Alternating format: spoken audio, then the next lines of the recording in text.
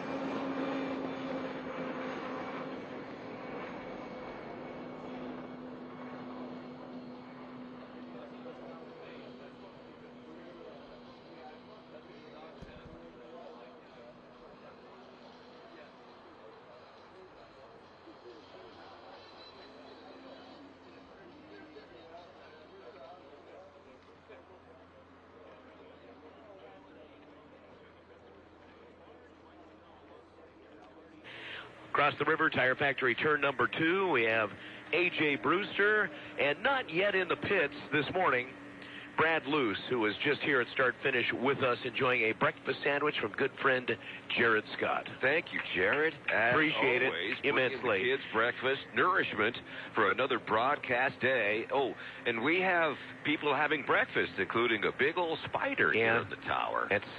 That is a big spider. That's a big spider, and having breakfast with the flies caught in the web.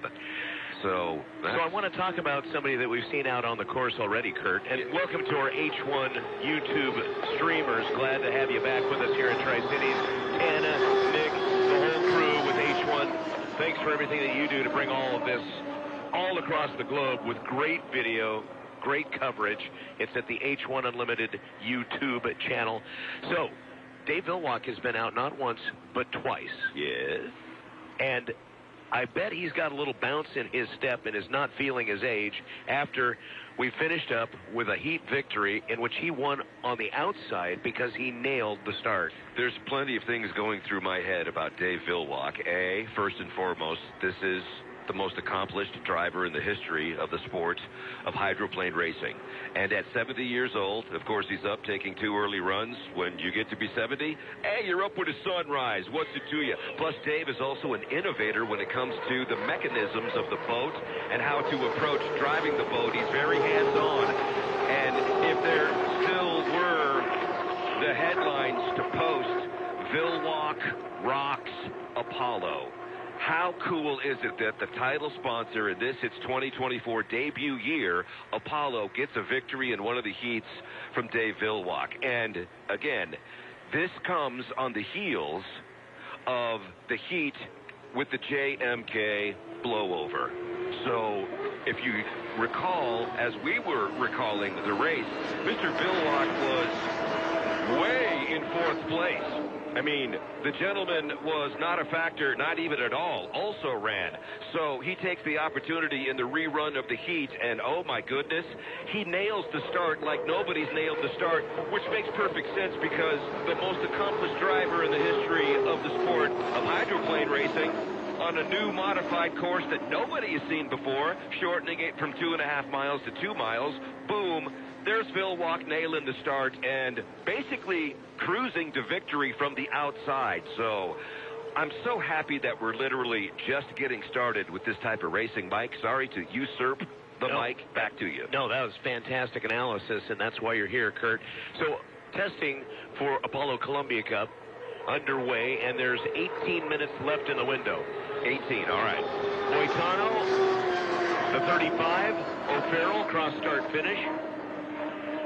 And again, working on timing runs because they too would like to nail the start like the master, Dave Villwock, out already this morning. U91, Andrew Tate, heat winner yesterday, 154.615 miles per hour. Villwock was out with a 152.775. Bobby King in the 12-gram trucking, 138.432. And Dustin Eccles came out, but obviously just a timing run. It was a very slow troll for about 3 laps around the course in the 40 flavor pack. So, Mike, you were asking me the question. Let me point it back to you. What do you think Dave Villwock was doing out a couple of runs? 7:30-ish, about the time they opened the river officially, bam, there's Villwock, not once but twice. And did you see the U91 was also out? So, you know, maybe just a wake-up call. I think so. Just checking out, all systems go. Okay. Ready for launch later. Okay. Let's head over to Tire Factory turn number 2 and A.J. Brewster. Yeah, what a great day of racing we had yesterday. So many memorable moments. I mean, not just the flip and Villwock, but all racing all day long was really great. So I'm looking forward to the final day.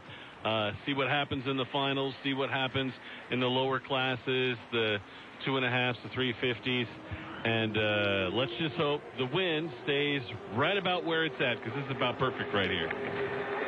It was quite breezy up at the house this morning at about 5 until 6 a.m., but we ended up down to the park at 7. It's kind of laid down a little bit. If you look at the weather forecast, thanks to Andrew and Zentz Dental, Anderson and Zentz Dental. I've done that all weekend, and Lauren Anderson's a good friend. He's my dentist.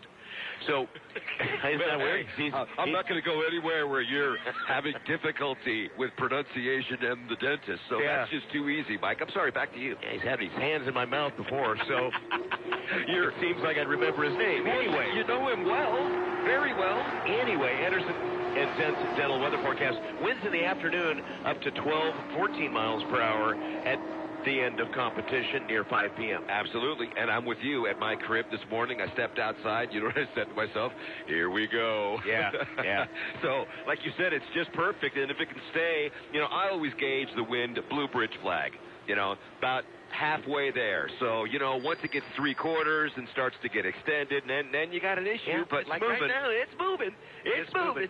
Speaking of moving, that is going to be Bobby King, Graham Trucking, the 12 out on the course, heading up the Horn Rapids RV backstretch. Special thanks on our broadcast again to Griggs Department Store, Griggs Ace Hardware. Selection's amazing. Helpful staff will be there for great advice and customer service you can count on. They have 4 Griggs locations or griggsonline.com. And watch Bobby in a starting sequence. All right, middle of the corner, foot into it, to the exit pin. 4, 5, 6, 7, 8 seconds.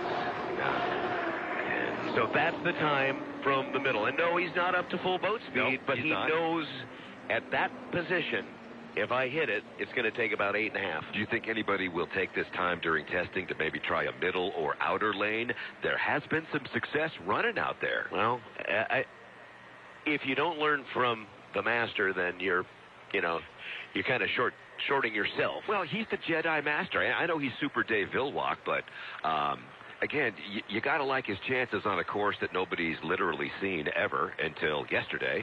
So. And it's interesting that you say that. I know that we've had a 2-mile course here before, back in the 80s and into the early 90s for safety to slow the boats down because the boats had made improvements, but the safety systems had not. Absolutely. They waited for those to catch up a little bit with the introduction of the full cockpit. So Dave did race here when it was a 2-mile course. Is that right? He's been at it for a while. I know. I'm trying to do the math, but yeah, you're right. I know that's unusual. Do you think it's the same course as it was before? No, it's probably a little bit different configuration. Okay. Well, the river usually doesn't change. Yeah, in fact, that may have been when he flipped. That was 97. That was a little bit later. Well, so that happened right in front of me in turn 2 back in the day. With, Blue Bridge. Yeah, man. It was scary moments. And, absolutely. And to one of the Water Follies volunteers and board member, Kay Metz, on the rescue team. Exactly right. Well, we haven't seen Kay this year. Our thoughts are with you, Kay. Big part of Water Follies lore, and one of the volunteers that was part of the event since it began. Taking me back to the late 90s with Mr. Villwalk at a flip in the year of the big 9-7. I certainly remember the Pasco side when it was not what it's like now. It's a big park now. It's great. It's gorgeous. And look at, and AJ's over there, Tire Factory turn number 2. There's not much real estate along the river frontage for the pop-up tents. That's right. People are camping out. What do you think, AJ? Yeah, it's definitely busier today than it was the last couple days. People were lined up, and Pasco is going to be busy. A lot of grass over here. Not a lot of shade, though, so make sure you come prepared for that. Sunscreen, hats, to keep yourself safe and out of the sun. It's not going to be super hot today, but even still, that sun can get you. But, yeah, it looks good over here. Of course, they represent well in Pasco, and looking forward to seeing how packed and how nuts it's going to be over here once racing actually starts a little later this morning. And let's take a look at our schedule, AJ. We have the open testing period until 8:30 this morning. This can be for any class of boats. And AJ's got a view of the pits before Brad gets back there. What do you see? Anybody on a sling? Anybody in the water that may be coming out? Hold on a second. Let me get a look-see. Getting the binoculars. All right. From Griggs Ace Hardware. Bobby King is in the water. Looks like they're going to hook him up or maybe send him out again. We'll see. Gunnar Farrell is still out. I don't see any other boats being strapped up or moved or anything. Just those 2 boats sitting by the dock. And they could be making adjustments and coming back out with 11.5 minutes still remaining in our open testing this morning. Now, we've got heat racing right off the get-go coming up at 8:45. Kurt, we're going to wake up the Tri-Cities, Hydro Cities, with Grand Prix Hydroplane Heat number 4. Any chance we could have Hydrotown USA stick? I'm just throwing stuff out there. We're spitballing. It's early.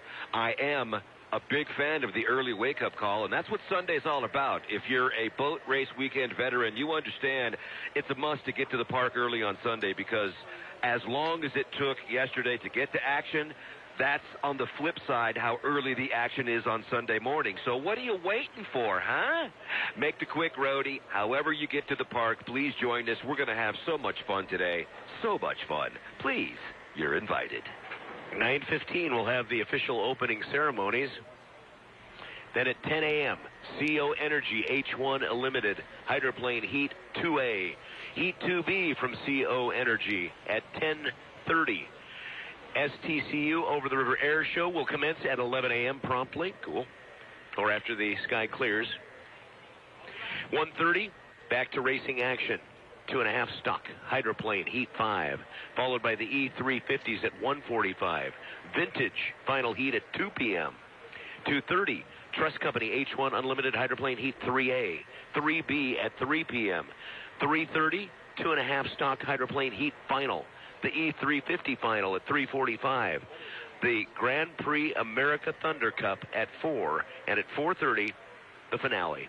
H1 Unlimited Hydroplane Columbia Cup final for Apollo Cup, and all of the accolades and all of the points heading into Seafair next week. That sounds like a terrific lineup. When you break it down, nothing but action, everybody. So let's get things going. 9:15 is the opening ceremonies. So, but racing at 8:45. Racing at 8:45? Something before the opening ceremonies. You know, that's bang for the buck. Oh, and just for the record, the United States needs some help in water polo. The Italians just handed the Americans their water cap. Come on, man. I thought you had some cardiovascular action there, water polo types. Thanks for the tangent. Back to you. Thanks on our broadcast to DQ Grill and Chill. New Blizzard flavors, salted caramel truffle, picnic peach cobbler. I do like the peanut butter cookie dough party. Sounds great. Scrumptious, happy tastes good. DQ Grill and Chill, Tire Factory. They have what you need to keep you rolling. 6 months same as cash financing with Tire Factory credit card for tire service and repair. Trust what you love to Tire Factory. Pasco, Richland, Moses Lake, TireFactoryTC.com. All Doors Incorporated, Derwin Dozier, 40 years serving the Tri-Cities. They're trusted with their automatic entry systems for area hospitals, supermarkets, medical clinics, banks, hotels, and more. 509-547-2148. It's been the right call for 40 years. Buffalo Brothers, good morning, Hydro fans. Turn number 4. Glad you're here for day number 3 of Water Follies action and the final for the Apollo Columbia Cup. Also, American Radiator. They can clean out your DPFs and DOCs, saving you money, keeping you on the road. Truckers, that's important. Plus, your diesel soot specialist also does welding and metal fabrication jobs, too. Find out more about their pickup and delivery. It's free in the Inland Northwest, AmericanRadiator.com. Dryer on fire. Does it take more than one cycle to get those clothes dry? Maybe it's not the dryer, but a buildup of lint in the dryer duct. Tri-City and Paul Lindbergh, certified dryer exhaust technician. Dryer on fire. DryerOnFire.com. That's the website to schedule. Grocery outlet, name brands, low prices. They buy opportunistically for less, passing the savings to you. No club memberships needed. So let that bargain hunt begin. Grocery outlet, bargain market. Mike, for the bargain market. Can I do the jingle? For the bargain, no. For the bargain market, yesterday we did not get a full Rooster Tail wrap-up show because we had racing until 6 p.m. after the flip with J. Michael Kelly. And I had a chance to look at JMK's boat this morning. The cowling is off, and it's sitting at the front of the pit area because everybody's going to want a picture of it. It's damaged. Okay. But the boat isn't that bad. It's not in that bad a shape. I'm a little bit surprised that they didn't trailer it out of the park already to start working on it. But if you look at it, they're going to need to put up the wings, fairing, and work on some of the boat. But it really survived that dramatic crash fairly well. Did you get any word about Seafair? Are they not still yet open for that? Not yet. To make it up to the sponsor, because Would you please let me, it's better to ask for forgiveness than permission, You should right? have asked. Grocery outlet, bargain market. I knew he was going to do it anyway. I'm Francis Scott off key if I were to do the national anthem. Sorry. Thanks, Mike. You're the man, Hey, Mike. It's the Mike McDonald Show. All wet, Mike, thanks to Paradise Bottled Water. I have a Perfect question thirst about... quencher, hot summer heat. Every sip a journey to paradise. Look for them online. Paradise Bottled Water, AJ. The U1, did it have a hole in the sponson on the right side in the front? I didn't see one, but, AJ, I didn't examine every bit of it. Yeah, I was looking at pictures this morning, and it looked like there's kind of a chunk missing off the right sponson. Could be. That was the most damage I saw in the front, honestly. Well, I've seen Hopefully some of the they get photos that and up. some of the video, and you can see the debris. I mean, it came... There are parts that came up, and I know they were collecting pieces out there with the rescue crew, aside from the cowling that had come off of that good ship. Well, it's 8:24 in the a.m., and I believe I feel the wind picking up just a bit, Mike. Yeah, a little bit. Take time out. We'll send it back to the 610 KONA studios for a break, and we'll have more of our Apollo Columbia Cup coverage coming up next on 610 KONA and 610KONA.com. People, Wendy's has new saucy nugs. You heard me. Wendy's nugs now come in 7 saucy flavors. Buffalo, honey barbecue, garlic parm, spicy ghost pepper. You can literally hear your taste buds after every bite. I'm serious. Listen to mine.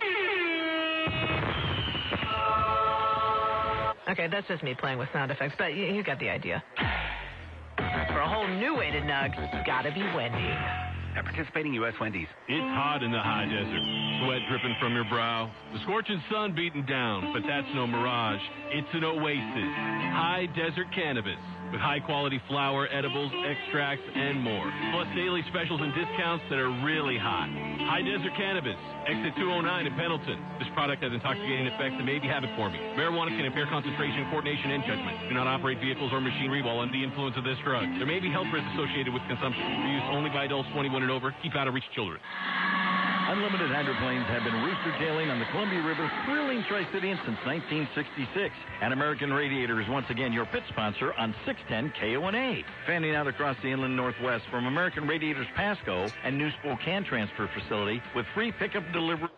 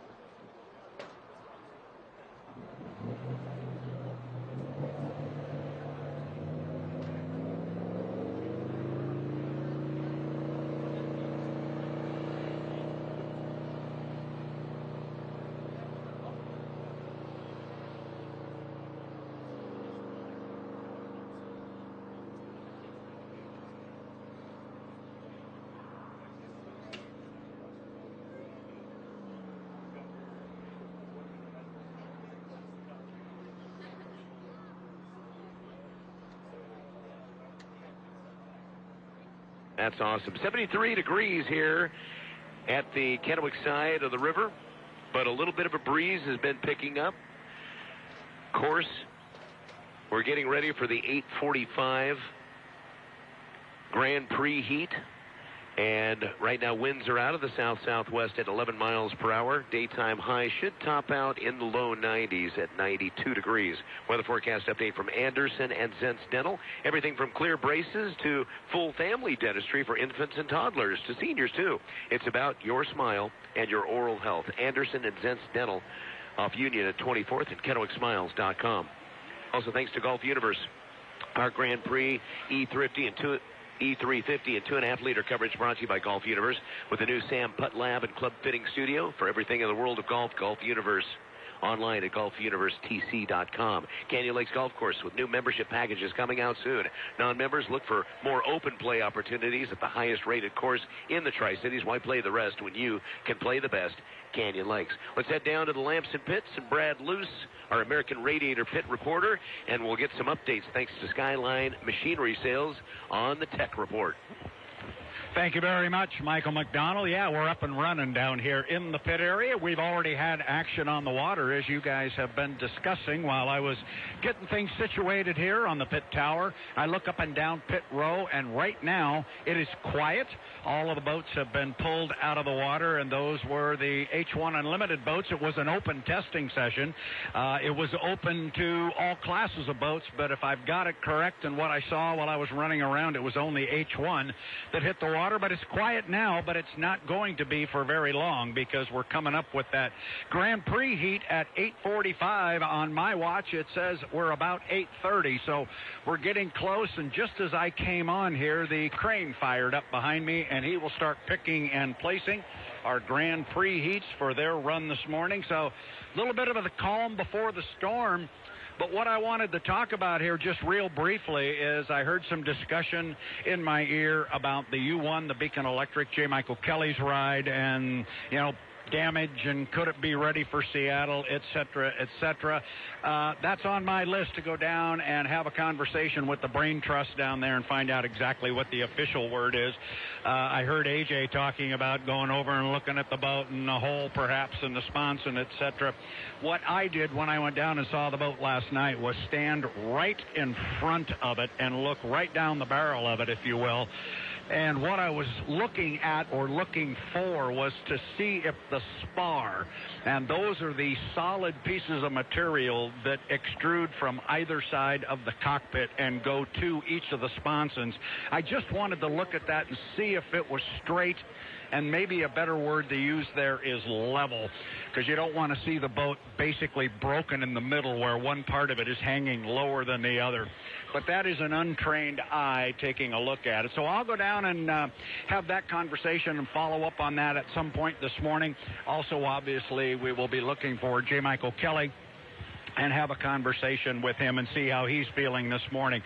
I'm sure he's a stiff young man today after what he went through. I saw him yesterday afternoon. He was walking around the pit area, but extremely disappointed, as you might expect. Got a big sponsor here from the state of Washington, and you guys were talking about Seattle. Obviously, they are based in Seattle, so I'm sure if there is any way possible to get that boat back on the water for Seafair, they will find a way to make that happen. So I'm about to run off the tower here and get ready for Grand Prix racing. But before I do, I have a message to pass along. I want to pass this along to AJ, so I hope you got your ears over there on. But I was talking to Mickey Washburn. Good. I was talking to Mickey Washburn and Nick Kish, a couple of guys that you mentioned yesterday with regards to the SNHL, the Saturday Night Hydro League, and they wanted me to pass along to you, young man, that they are excited to see the U80, the Sea Squatch, next season in the SNHL. So I'm assuming there's a story in there. Yeah, that's the name of my boat. Brad. It looks like Sorry, the Bigfoot that I dress up as at Seahawk games. So that's where I get the name from. And got a new design this season, so a little refresh. But definitely looking forward to the Saturday Night Racing League with all the Hydro Sim guys. Hey, well, Brad, before they you are anxious as well. I got a question for you. We got social media platform diving and questions pouring in, and I thought this was a great one. I want to get your thoughts since you are on the board of H1 after all. Why not a rolling start similar to NASCAR instead of the timing start? Feeling a rolling start would get all the boats lined up at the start at least. Thoughts on that? Well, I mean, it's really a good question that somebody raises. And I can honestly tell you, and I honestly don't think I am exaggerating. Last season, I was part of an H1 Unlimited special committee that was brought together to discuss starting procedures.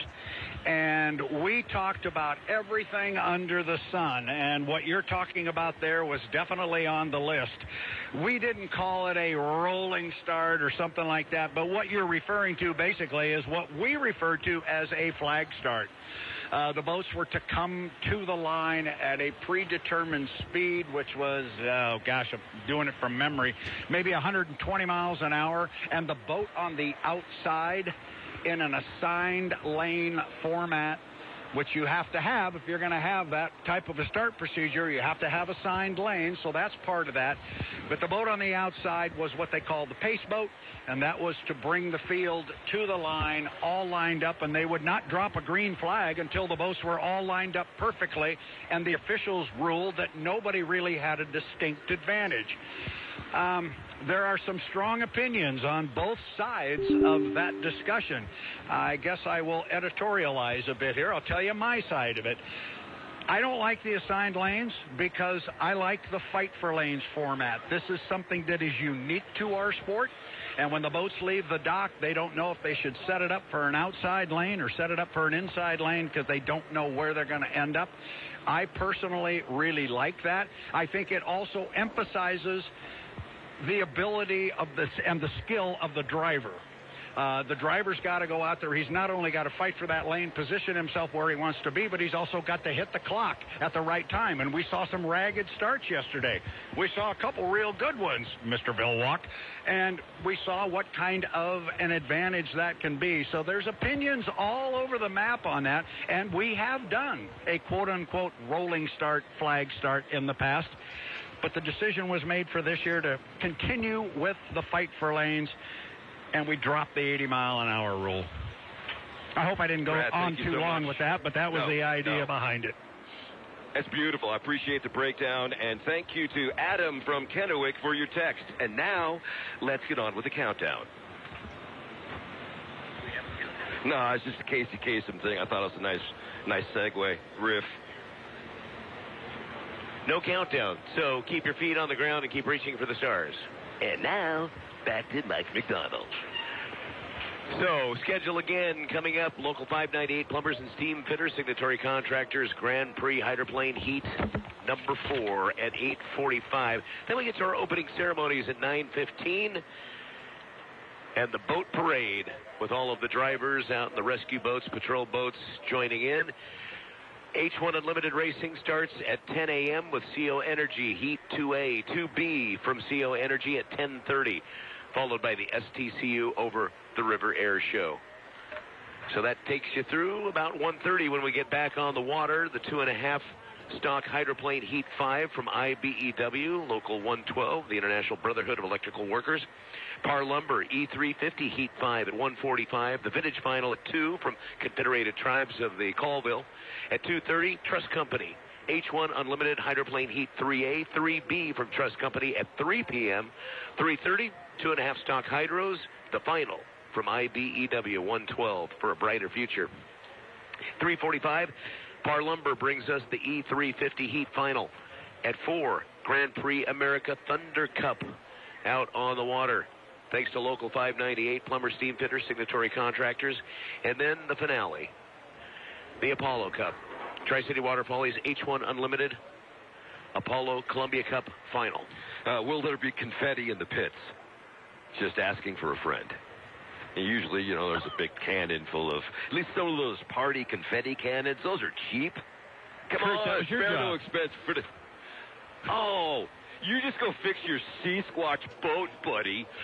And it was actually last night we had a chance to meet some of the fellow e-simulator drivers, e-sim drivers from the hydroplane world that were at the special banquet over in Richland last night. And surprisingly, a fun bunch of people.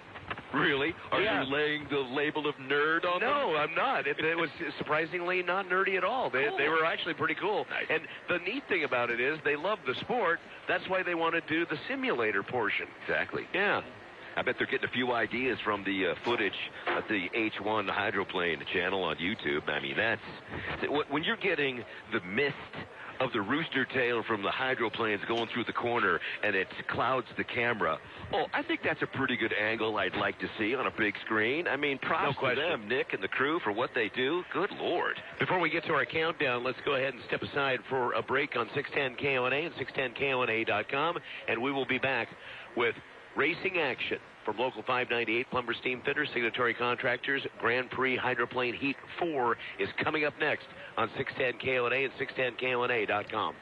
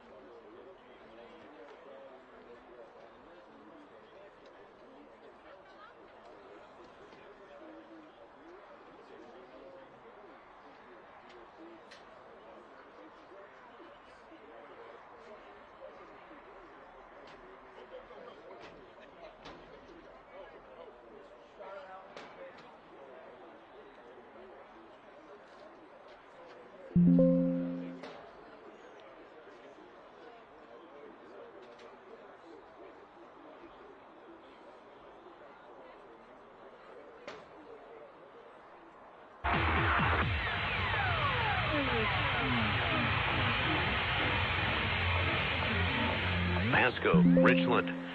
That's where the bargain hunt begins. So we are getting close to our countdown. We're at 6 minutes. 6 minutes now to the start of our Grand Prix heat.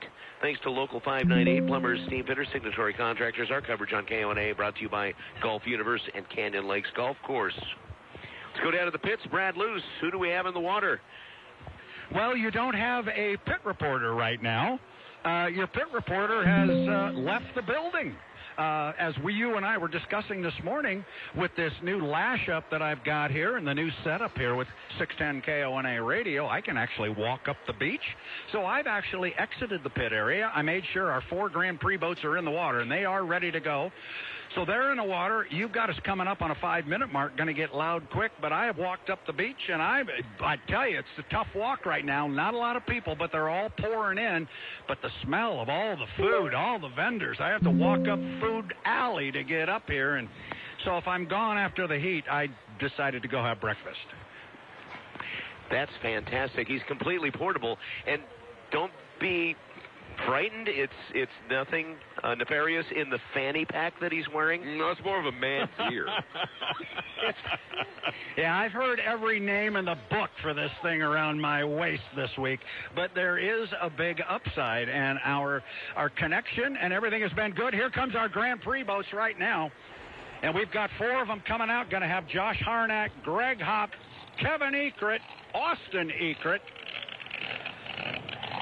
And Josh 4 is minutes going to be and the 30 first seconds. one away from the dock. 4:30. Yep, looks like the GP12 is the first boat off the dock.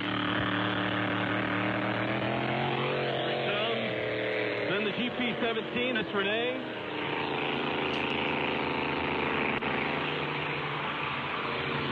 Yeah, and here comes the surprise boat from yesterday. As here comes Austin Ekert in the GP17. Kevin Ekert is away in the Charger, the GP10. Just waiting now for Greg Hopp to come out, but I'm telling you, the Old Trapper Beef Jerky will be here. I talked to Jerry Hopp. I talked to Greg Hopp this morning. They solved the fuel issue that they had yesterday. As I say that, I see the nose on Greg Hopp's boat come out. That long, low, lean, low profile is away from the dock. Guys, it's race day Sunday. It's the 2024 Columbia Cup presented by Apollo. Let's go racing. Local 598, Plumbers, Steam Fitters, Signatory Contractors, bringing you Grand Prix Underground. It's the 12, still he's racing.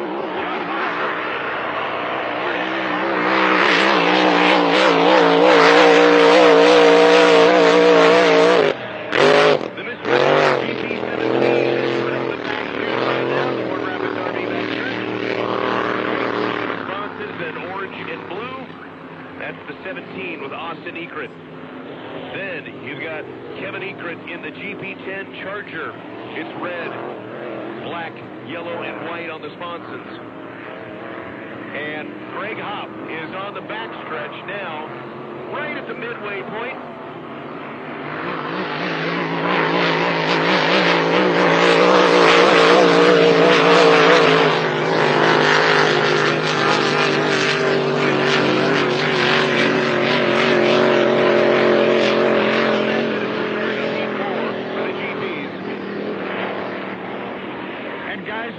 Come down here to the bottom end of the race course. You got Austin Ekert on the inside, got Kevin on the outside.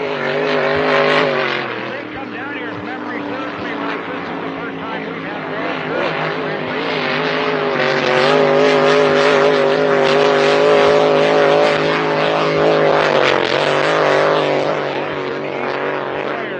He had that great run yesterday. Austin's ready to go.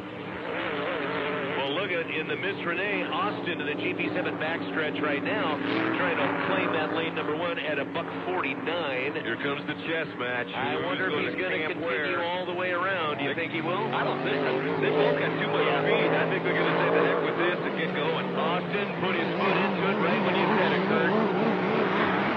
And right to the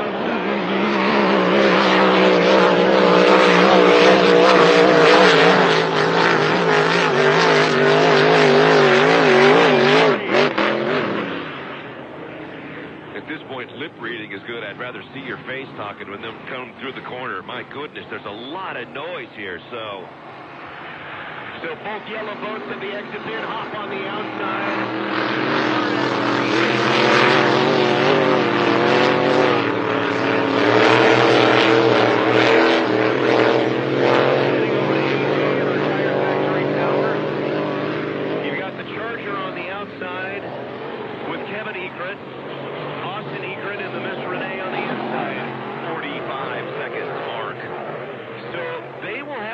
Serious boat speed when they get to the start finish because they haven't spooled up yet at 35 seconds to the start of heat number 4 for the GPs. It's always kind of a proverbial crapshoot to see who's going to get here first and how that timing squares up. At 25 seconds, it would seem to me now is about the time. Yeah, you put your foot into it. 20 seconds. Enough overlap. Did Kevin Egret take lane 1? Austin will be on the inside. Wow, they're going way outside. That leaves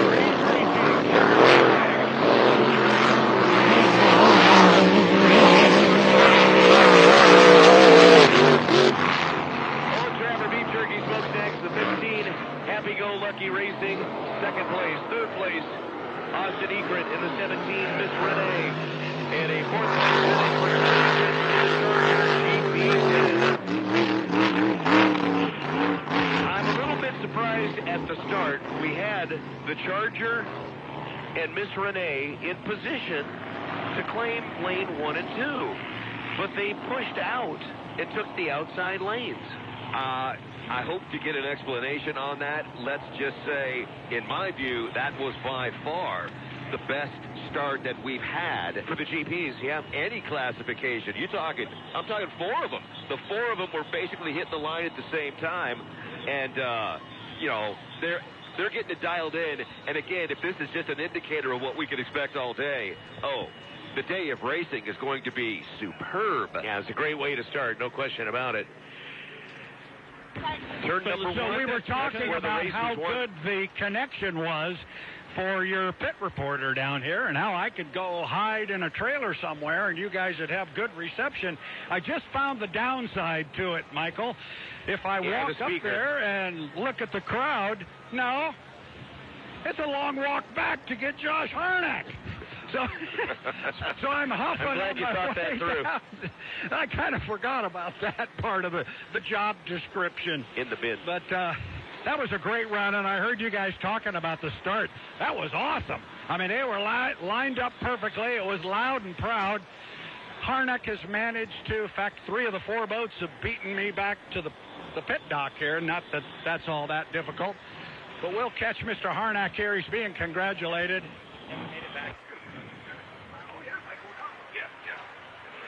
Yeah, fantastic run, but still, Brad, we have questions about that start sequence when the GP10 and the GP17 had inside position. They could have claimed lanes 1 and 2, but they went to the outside and let Hop and Harnack inside. Wally, I'm sorry. Sorry. I just jumped in someplace I wasn't supposed to jump.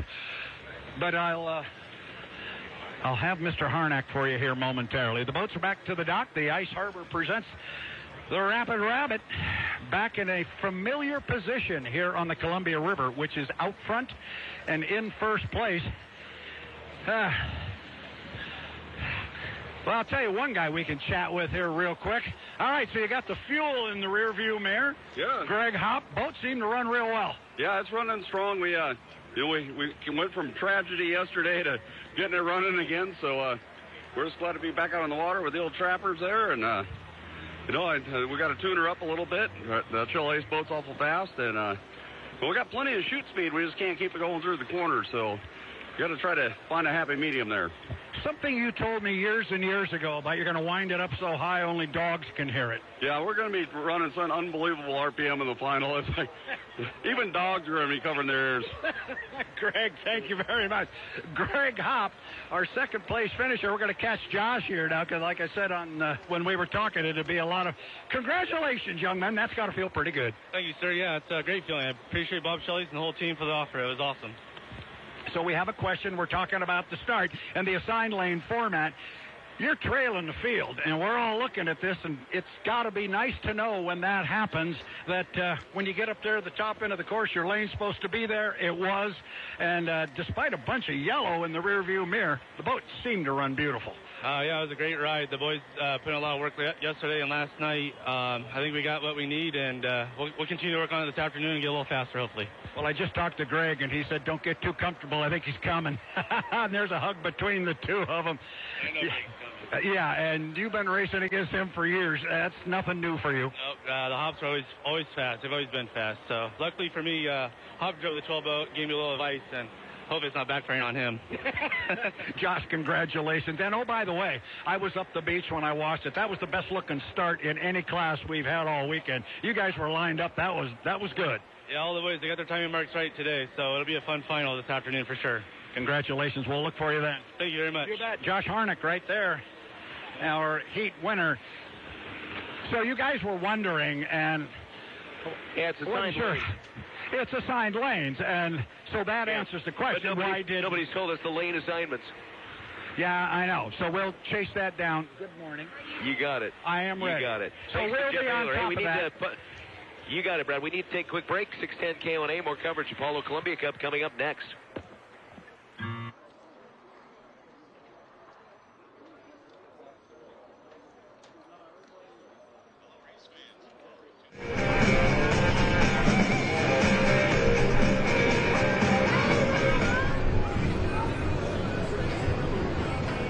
All right. I got it. You got it back up.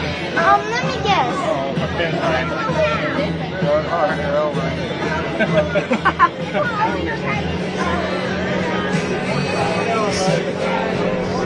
Hot enough for you?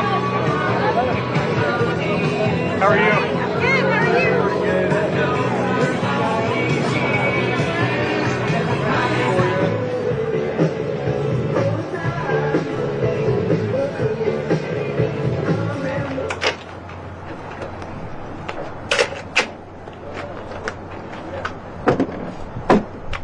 Perfect.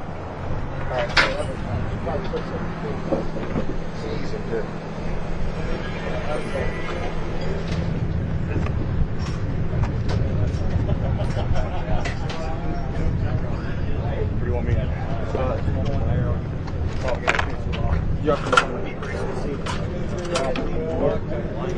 that back there. Drop it back down. Got it. Set it up there. Okay. Dustin, you mind handing me a bowl? Keep pushing towards me. I'm in. Towards you? Okay, got it? Yep. You can suck that V-brace in. Yeah, suck that brace in a little bit. We got a long ways to go. Go ahead and suck it up a little bit. Okay, I'm started. We're lined up, Adam. It's going in. There we go. I think we're good now.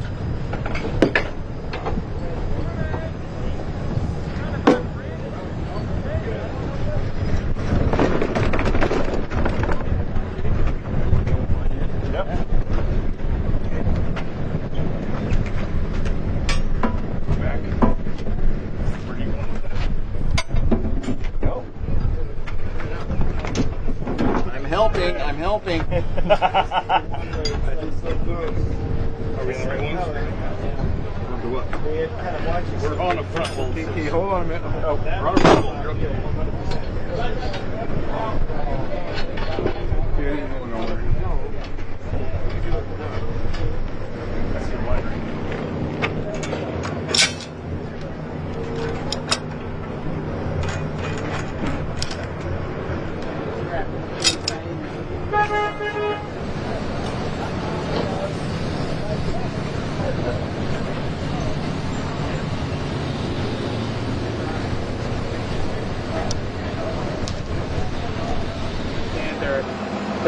over 200 miles per hour, but can you just talk a little bit more on that?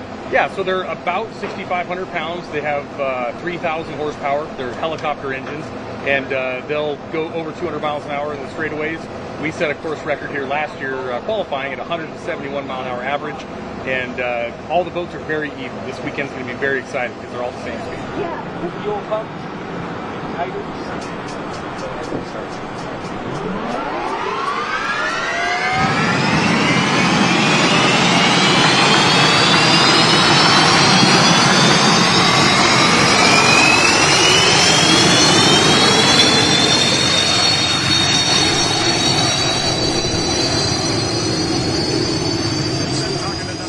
As he comes off the corner, puts his foot down, going to make a hard charge to the start-finish line.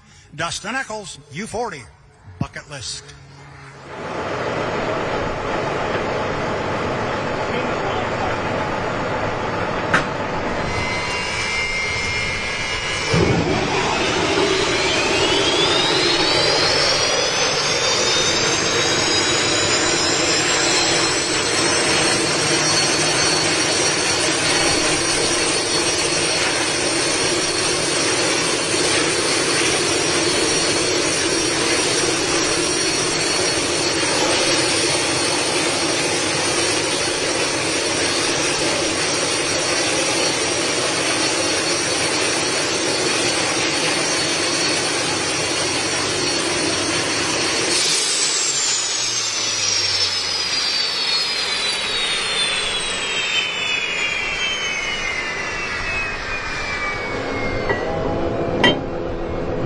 Nice and smooth.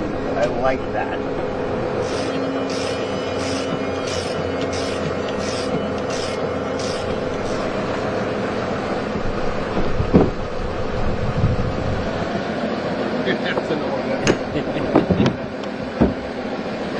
I'm going to try to keep my weight off that back straightaway. So when I get closer, I'm probably going to go to the right. I'm going to probably go on the outer markers for turn 2, and I'll probably be wound up in the outer markers.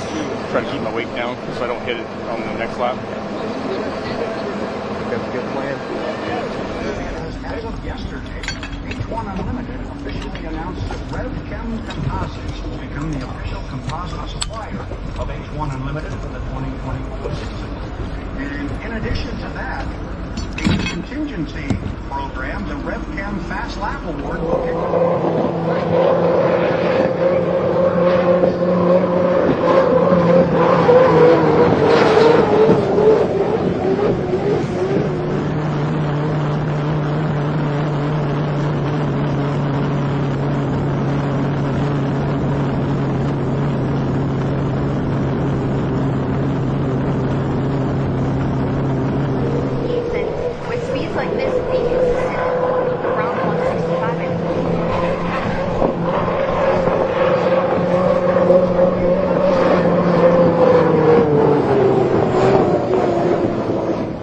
flag, checker flag. Nice job. That's all she had. Last lap 168.0, 168.0. 10, 9, 8, 7, 6, 5, 4, 3, 2, 1. Mark. Good start, good start.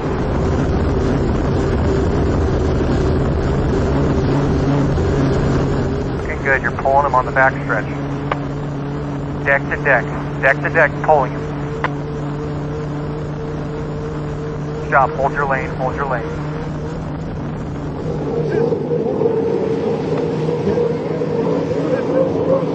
There you go, Dustin. It's going to be a drag race to the line.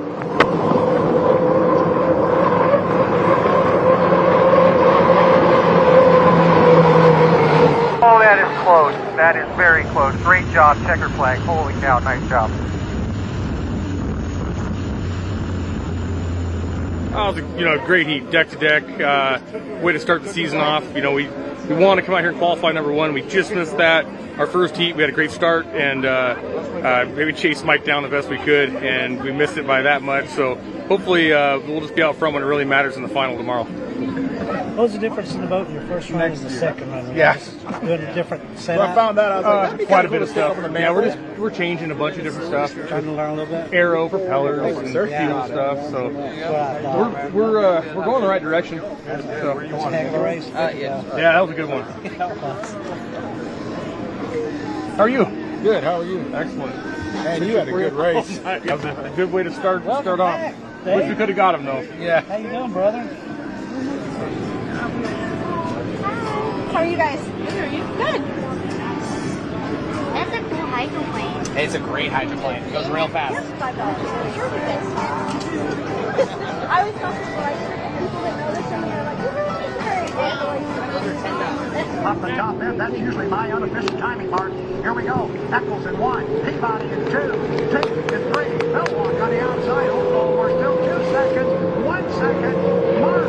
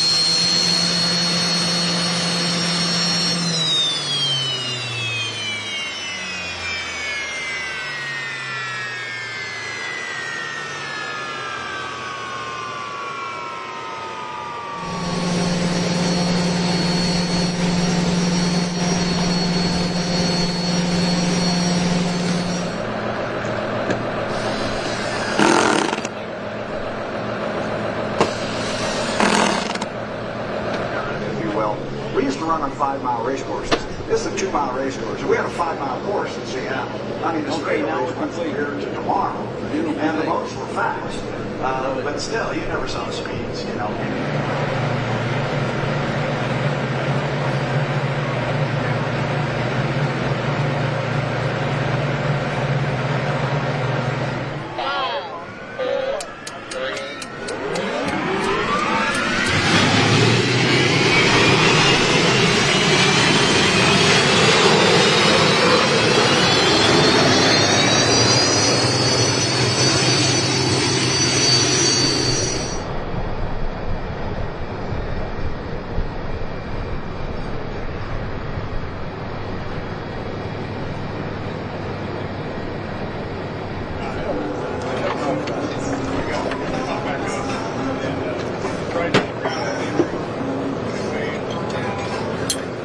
Well, I said they probably have overlap. I'm sure they have plenty, but the rooster tail is so long that there's nothing. And once your fire's out, we're dead all over the race course. So, well, you got 3 boats today, right? Up there. Yeah, all good. Okay. Well, we went out this morning. We tested and put a different engine in. The boat ran fantastic. The boat ride is great. Some of the best water we've had all weekend. So it was fast. And then we had our heat draw and went out there. We had a game plan. Jamie made some good moves. I put myself in a bad position, and we got washed down. You had to try to play catch up before the start, and then we just got in the slop with rough water, and it wasn't worth trying to chase anybody down. And Mike snuck in there, so we'll chalk that up as our bad heat here for today, and then we're going to go out these next heat, and we got a decent draw and run the guts out of this thing, see what we can do, and be on the front row in the final. That's our goal, and see if we can come away with a win.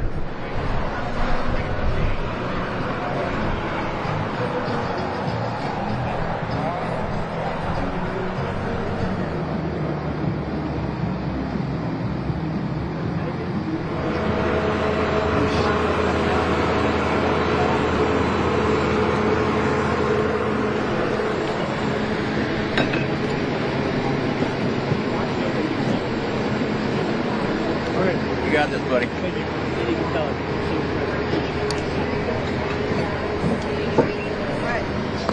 Be safe out there. 9, 8, 7, 6, 5, 4, 3, 2.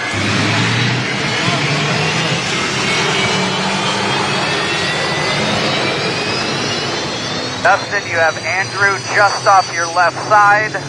Everybody else is lagging behind.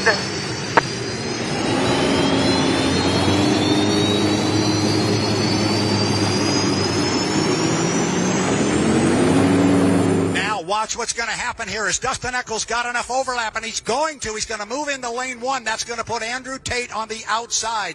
Dustin Eccles, I think, has just stuck the orange bucket list racing on that inside lane.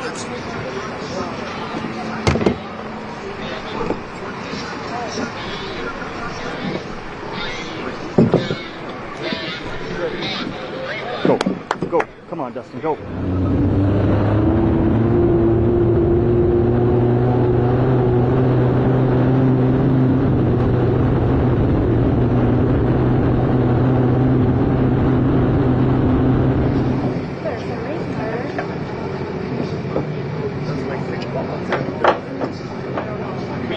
I thought, because I got a great start, I thought the 11 was over. On Taylor's count, the 11 was over by a ways. But I thought I would have been able to pull him, if we hit it at the same speed. And I didn't have anything on him. I mean, he if anything, he pulled me on the outside. So, yeah, we'll have to look at stuff. The 91 pulled hard on the outside from Prix. I mean, I watched him go as I was flat-footed. Okay.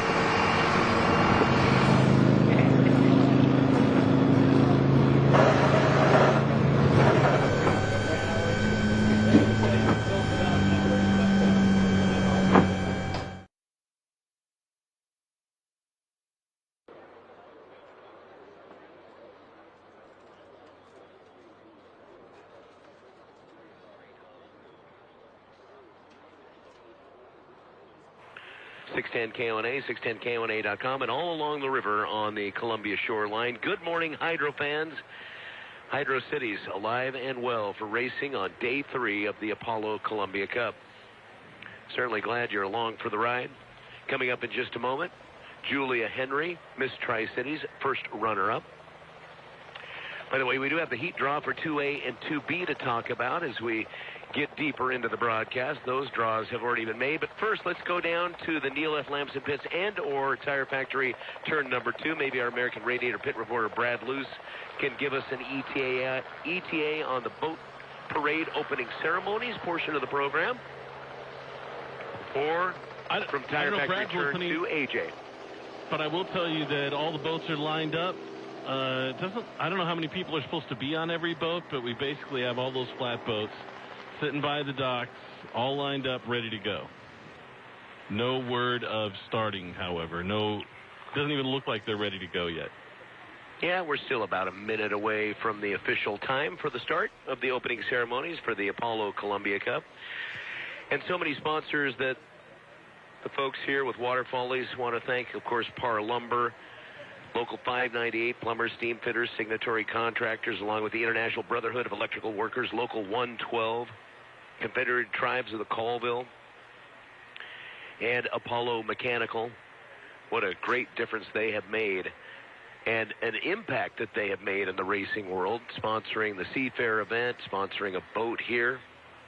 And Dave Villwalk bringing home a heat victory in the rerunning of Heat 1A from yesterday. Now 75 degrees, absolutely perfect conditions. Little action on the Blue Bridge flag, and those winds are supposed to pick up a little bit later on this afternoon. But for right now, great to see the side filling in on the Pasco, Franklin County, Benton County side. Kennewick, welcome to your boat race Sunday. We have got jam-packed action for you, and moments away from the opening ceremony as the parade of boats will be coming up first westbound on the Kennewick side, and then across the river back eastbound to the Pasco faithful. And my understanding, I think Brad was talking about this, to refresh, interaction is the key. You act like a crazy person, jump up and down, they may shoot something your way. And hopefully not the Super Soaker. No, the Super Soaker, I think that's, it's impressive how far that thing can go. And AJ, those were actually on the banned list from Water Follies that we had on Thursday and Friday. I was going to mention that, actually. That someone should tell those guys. Yeah, exactly. They shouldn't have the Super Soakers. But, yeah, I mean, nobody can bring them in, but I guess, the teams, they got different rules that they live by. So that's a big race course. 2.5 miles down to 2 miles still. There's gaps in the system if you need to get that, that contraband in there, fella. 75 degrees right now at our broadcast location here at the Brunswick Memorial Barge. Mosteller start-finish line. Winds are southwest at 9. Looking for a high of 93 with winds up to about 15 miles per hour later this afternoon. Weather update brought to you by Anderson and Zentz Dental in South Kennewick and KennewickSmiles.com. We have an opportunity for me to be corrected. Go ahead, Mike. No, the tiara. Oh, sure. So apparently runner-up has tiara. Right. But Miss Tri-Cities has a crown. So you're saying the crown is heavier. So I didn't say that at all. I just said it's a crown. Well, you've heard the expression, heavy is the head that wears the crown. Okay. Well, teeny tiny is the tiara. Is that from Game of Thrones? I missed it. I'm just making this up as I go. But I like the fact that when I'm peddling fake news, we have older radio people, veterans of the business, to make sure we're not peddling fake news. And for that, I'm grateful for the direction. Thank you. Julia Henry is standing by. First runner-up, Miss Tri-Cities, for our national anthem as soon as we see the boats emerge from the Neil F. Lamson pits for our opening ceremonies today. Love America. Hey, hold up a second. 2020, what was the boat race situation in the year of COVID? Yeah, we didn't get one. We didn't. It totally bypassed, didn't it? Wow. Yeah, it was on HydroSim. Right. We did get the drive-in air show. Yes, that's right, the drive-in air show. Yeah. F-35. Wow. Yeah. Kristen Beowulf. Do you remember the year the B-2 bomber showed up? I do. I remember how quiet it was. Caught me off guard. It was like, wow, no wonder it's there it went. It's the stealth. There's a reason for that. I mean, just short of the cloaking device, that's some bad news if something gets dropped out of that bugger. With the 2.5 liters from the Confederated Tribes of the Colville, the vintage boats, IBEW bringing us action on the water, the E350s, Grand Prix boats, and the H1 Unlimiteds, plus the STC Over the River Air Show. Just amazing what we've seen so far. And we see more of the boats assembling, but they have not left yet. They're staged, ready to come downriver. Speaking about what we've seen so far, did you guys watch the released GoPro footage from JMK's flip yesterday? They released it on the H1 YouTube page, and it's pretty crazy. I tried to find it this morning, and that must be a relatively new post because, you know, I did catch the footage from the drones, but what did you see? Was it sort of like a cartwheel sort of thing? Because that's what it looked like to me in real time. For me, the most shocking thing about it is the perspective from inside and seeing it hit the water, see all the glass turn green from hitting the water, and being able to see the kind of impact that he's going through as he's cartwheeling in the water. It was, I don't know, it was pretty shocking.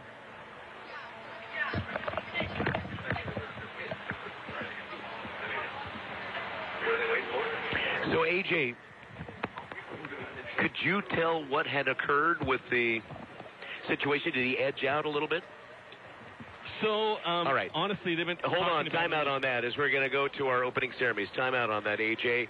Ladies and gentlemen, and everybody here for the Water Follies and Apollo Columbia Cup STCU Over the River Air Show. Welcome to our opening ceremonies for 2024, as we'd like to introduce to you Miss Tri-City's first runner-up, Julia Henry from Pasco. Please stand as we honor our country with the singing of our national anthem.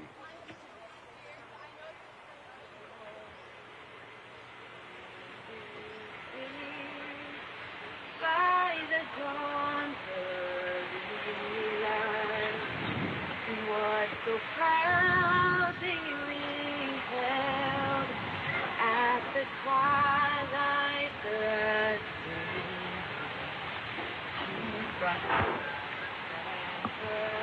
stars through the perilous fight, o'er the ramparts we watched were so gallantly streaming, and the rocket's red glare, the bombs bursting in air, gave proof through the night that our flag was still there. Oh, say does that star-spangled banner yet wave o'er the land of the free and the home of the brave. Julia Henry, first runner-up, Miss Tri-Cities, and an impeccable job with the singing of our national anthem. Boats are headed by with our dignitaries on board, including Miss Tri-Cities, Kylie Glendenning, for 2025. And watch out as we get some of the drivers. They have different items to throw out to the crowd as they try to get a little bit closer to the shoreline. Maybe the Pasco side will have more of an opportunity. There's some of the drivers now. Yep, Andrew Tate on board that boat as they go by. Dustin Eccles, too. So we will take a timeout with more of our coverage coming up on 610 KONA.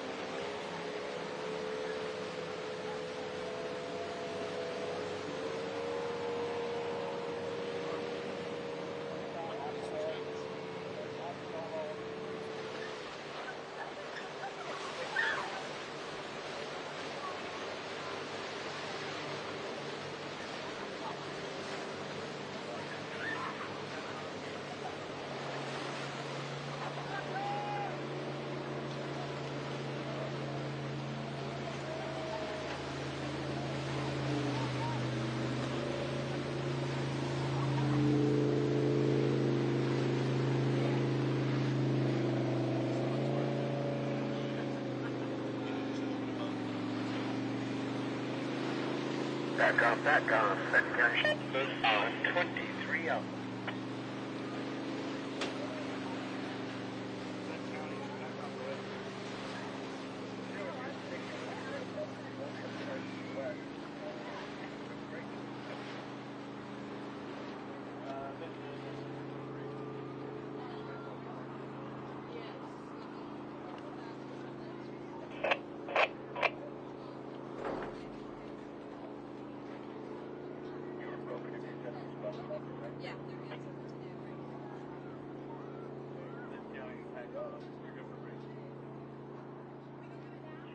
since yesterday.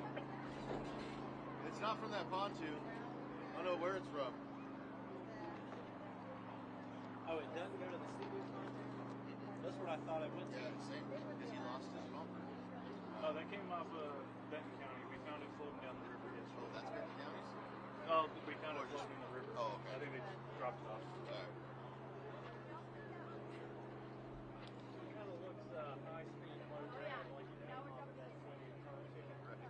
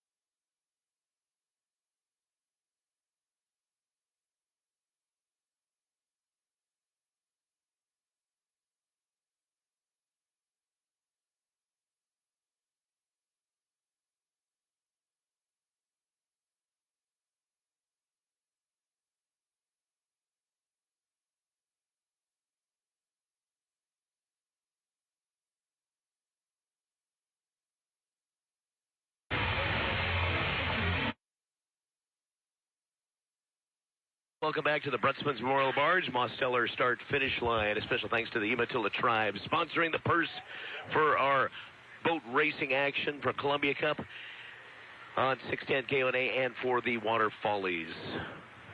And we get ready for racing action coming up. Let's go over the heat draw for Heat 2A, thanks to CO Energy. You'll have the 12, Graham Trucking with Bobby King. The 27, Dave Vilwalk, Miss Apollo. The 40, the Flavorback, Dustin Eccles. Along with the 9, Corey Peabody, Beacon Plumbing. 2B will feature Andrew Tate in the Goodman Real Estate 91. The 35, Batano Homes with Gunnar O'Farrell. And the 11, Miss Mercury's Coffee Company with Jamie Nielsen. There's your heat draw for 2A and 2B, brought to you by CO Energy. What's your thoughts about the draw at first look? Looks like Heat 2B, got to be the favorite, the U91.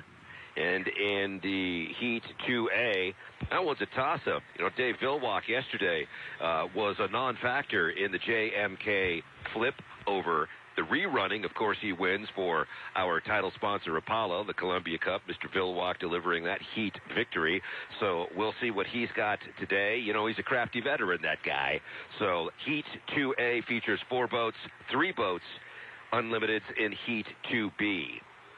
Or not to be, that's the question. It's the only time I'll say that. Back to you. Also, thanks all weekend long to the Confederated Tribes of the Colville, sponsor not only of the vintage boats that we're seeing out on the river, and we've had a great selection of the boats coming out of the Kent Hydroplane and Raceboat Museum, but also the Colville Group, Confederated Tribes of the Colville, sponsor of our patrol boats. And we know that as far as safety is concerned, they have one of the toughest jobs interacting with the public, making sure that everybody's out of the river when the air show's on or when there's hydroplanes out on the water. And they're ready to spring into action at a moment's notice to assist with anything going on with the river. Again, props to the volunteers, everybody who puts this together, everybody from the fans who show up and support the event, to the sponsors, to those who volunteer their time, energy, and expertise to make sure everybody gets through as unscathed as possible. So, Boat Race Sunday,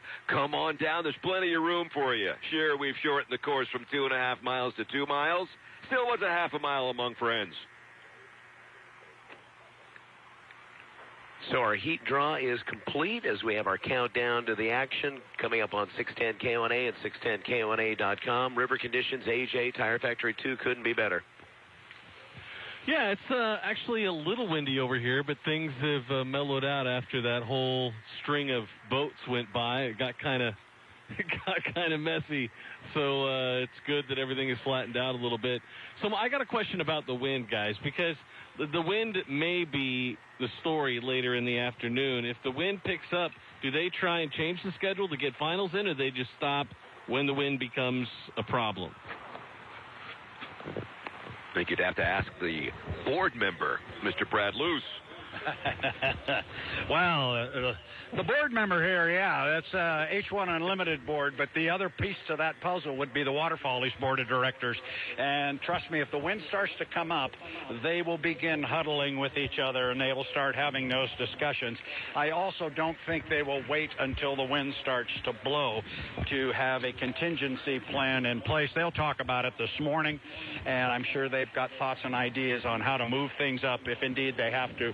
The idea here is to run a final heat and give away the big trophies at the end of the day, and they'll do everything in their power to make that happen. So I would be surprised if those discussions haven't already taken place.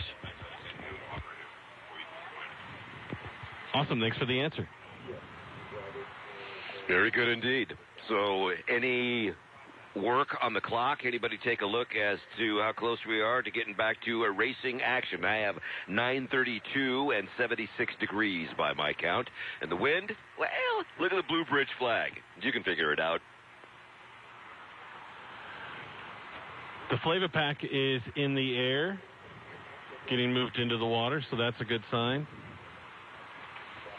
I don't see any other boats on straps yet, but I think that's coming soon. Well, I just was walking toward the H1 Unlimited pit area, and I've just arrived there, so I'll step behind the Griffin Budweiser and the 56 Miss Wahoo, and that'll give me a look at the dock. AJ's got a good set of eyes over there, although I did hear something about binoculars earlier.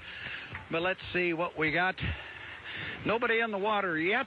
I got slings on 2 boats.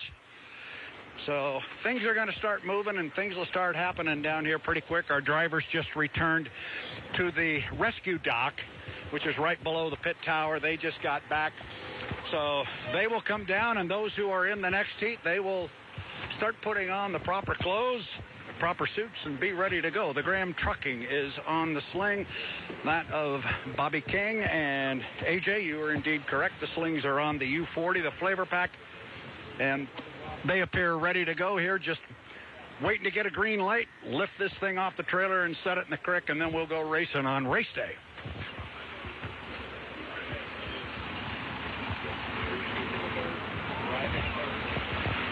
'24 Waterfollies, 610 KONA. Brought to you by our title sponsor, Griggs Department Store and Griggs Ace Hardware. Serving the Tri-Cities for over 80 years. During summertime, you know, they have it all. Turn 1 DQ Grill and Chill, new Blizzard flavor, salted caramel truffle, picnic peach cobbler, peanut butter cookie dough, party, cotton candy, and ultimate cookie. Scrum-delicious. That's DQ Grill and Chill. $7 meal deal with a cheeseburger or chicken strips. Happy tastes good. Tire Factory Turn 2, they have what you need to keep rolling, and 6 months same as cash financing with the Tire Factory credit card for tires, service, and repair. Trust what you love. The Tire Factory. Turn 3, all doors down incorporated. Derwin Dozier. 40 years of service in the Tri-Cities. Thank you. Decades worth. That's great. All doors. They've been doing it right since 1984. Some great albums came out in 1984.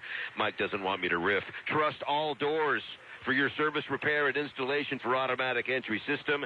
And our pit reporters, American Radiator, thank you for that. American Radiator with free pickup and delivery of new or rebuilt Record radiators, cleaned DPFs and DOCs, plus welding and metal fabrication jobs, too. The Northwest leading radiator specialists from Pasco to you, AmericanRadiator.com. We have people jumping in the water and realizing, wow, that's refreshing and cold. It's not warm. Can I kick back over to the gall dang ladder to get out of this? Oh, man, nobody told me it was this frigid, man. And it's not easy to get back on the dock. There's not like there's a ladder. And there's also cold gripping you, trying to, pull you back in. That's the thing. Wow, that is refreshing. More coverage on 610 KONA coming up in our countdown to Heat 1A and Heat 2A and 2B. Those are the questions. That's what we're getting to next, thanks to CO Energy on 610 KONA and 610KONA.com. A local company with world-class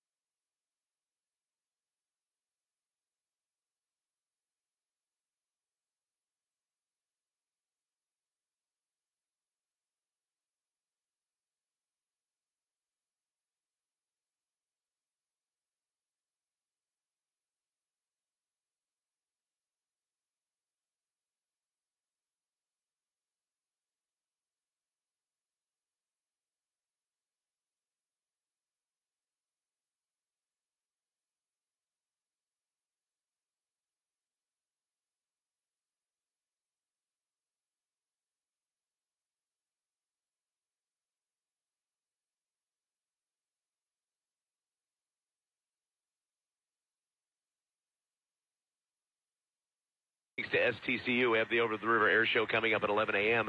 And this will be the final chance for Tri-Cities to see the A-10. Yeah, so it's the farewell tour for the A-10 demo team.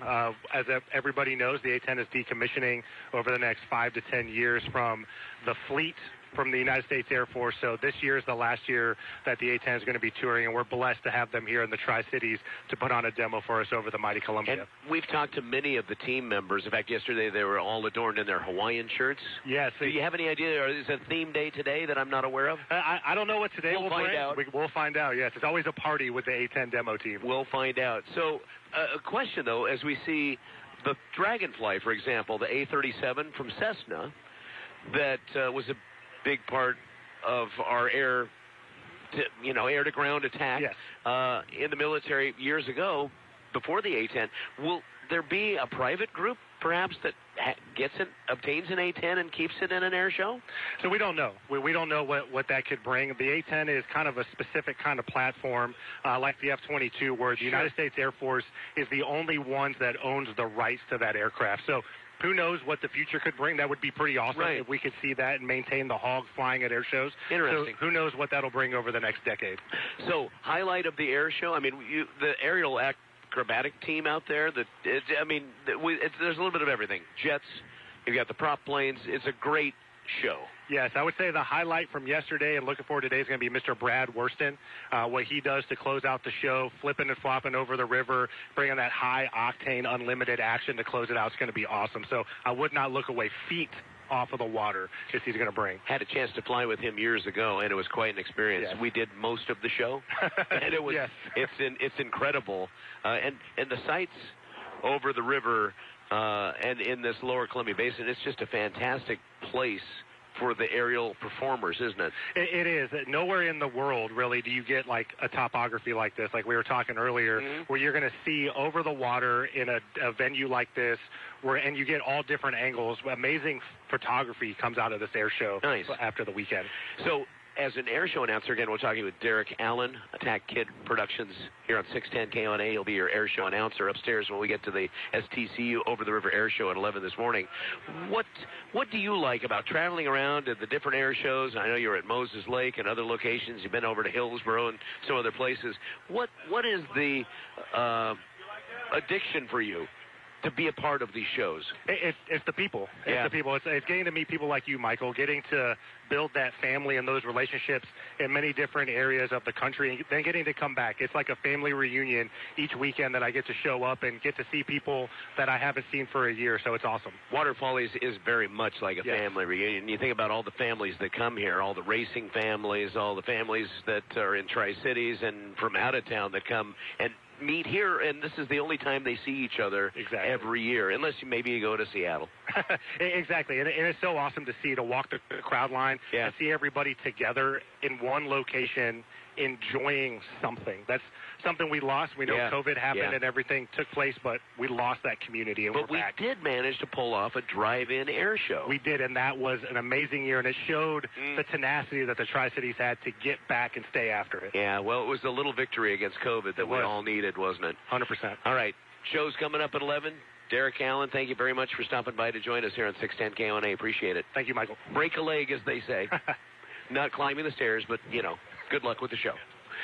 Derek D.A. Allen, Attack Kid Productions, joining us on 610 KONA as we get to 9:45, about 15 minutes away from our H1 Heat 2A. And again, going over our heat draw on 610 KONA. We are looking forward to seeing the H1 Unlimiteds back out on the water in Heat 2A. Thanks to CO Energy, the 12, Graham Trucking, Bobby King, the 27, Miss Apollo, Dave Vilwalk with the Heat victory yesterday. Peabody. In Heat 2B, the 91, Miss Goodman Real Estate, Andrew Tate, the 35, Botano Homes, Gunnar O'Farrell, and the 11, that's Jamie Nielsen in the Miss Mercury's Coffee Company. Let's head over to Tire Factory, turn number 2, that Pasco shoreline. Not much real estate left for the private tents up on the front row, is there, AJ? No, not on the front row. I mean, the early risers get those best spots, but people are still scrolling in, and there's plenty of space. Still a lot of green grass on the Pasco side to still claim. You maybe could squeeze in on the front row if you made some friends with some people that have already staked the spot. But, yeah, it looks like a beautiful day of racing. What's the wind like over there? Because it seems to be increasing over here to a greater extent, actually. Also getting word that we have found a key fob. There is a key fob that has been found in Columbia Park in the VIP boardwalk area and is currently at the will call. The will call at the east entrance of the park.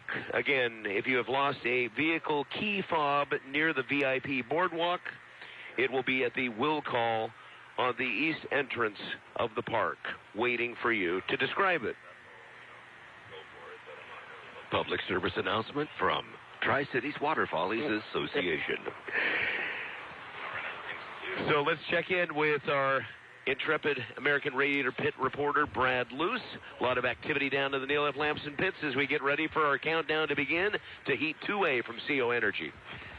Absolutely. There's a lot going on down here. We've got 3 of our 4 boats in the water, and the 4th one, the U9 Beacon Plumbing, is about 10 feet off the water right now, headed toward the creek. First boat on the dock is the Graham Trucking, the U12 Bobby King. Then it's the U40, the Flavor Pack. That's going to have Dustin Eccles behind the wheel. Then the red, white, and blue Patriotic Miss Apollo, the boat and team that had so much fun yesterday, and they are looking to repeat it again today. They'd love to put the stars and stripes out front one more time, and as I said just now, being set in the water is the 9, the Beacon Plumbing with Corey Peabody. So a lot of color here on the dock. Looking up at Old Glory on top of the Blue Bridge. She's blowing around a little bit, but down here on the water, it's pretty good. So that's where we are here. I just had a conversation with Darryl Strong. I just also spoke with J. Michael Kelly. We will have one-on-one interviews with both of them shortly after either this heat or the air show. Both have said yes. Mike's fine. He's pretty stiff and sore, and he's the consummate racer. He's just worried about his hydroplane, and he wants his hydroplane to be ready to go. I don't think from the conversations I just had there is any question about them being ready for the Seattle Seafair next week. They should be ready to go. There was a discussion about whether or not they could have made it today, but they decided not to, so I'm sure that is a big part of the reason why the boat is still in the pit area and they didn't head back to Seattle yesterday, because it's something they can fix in time for the Seafair. So I'm going to walk back up on the tower. I'll send it up to you, Michael. We'll get a watch set and be ready to go H1 Unlimited style. Yeah, and that's good insight, Brad, because in looking at the boat, it seemed, and I was curious why they didn't trailer it out yesterday and get working on it. But as you said, and as I said, just from a quick visual inspection, it looks like they won't have any issue doing the work and getting it ready for Seafair next week.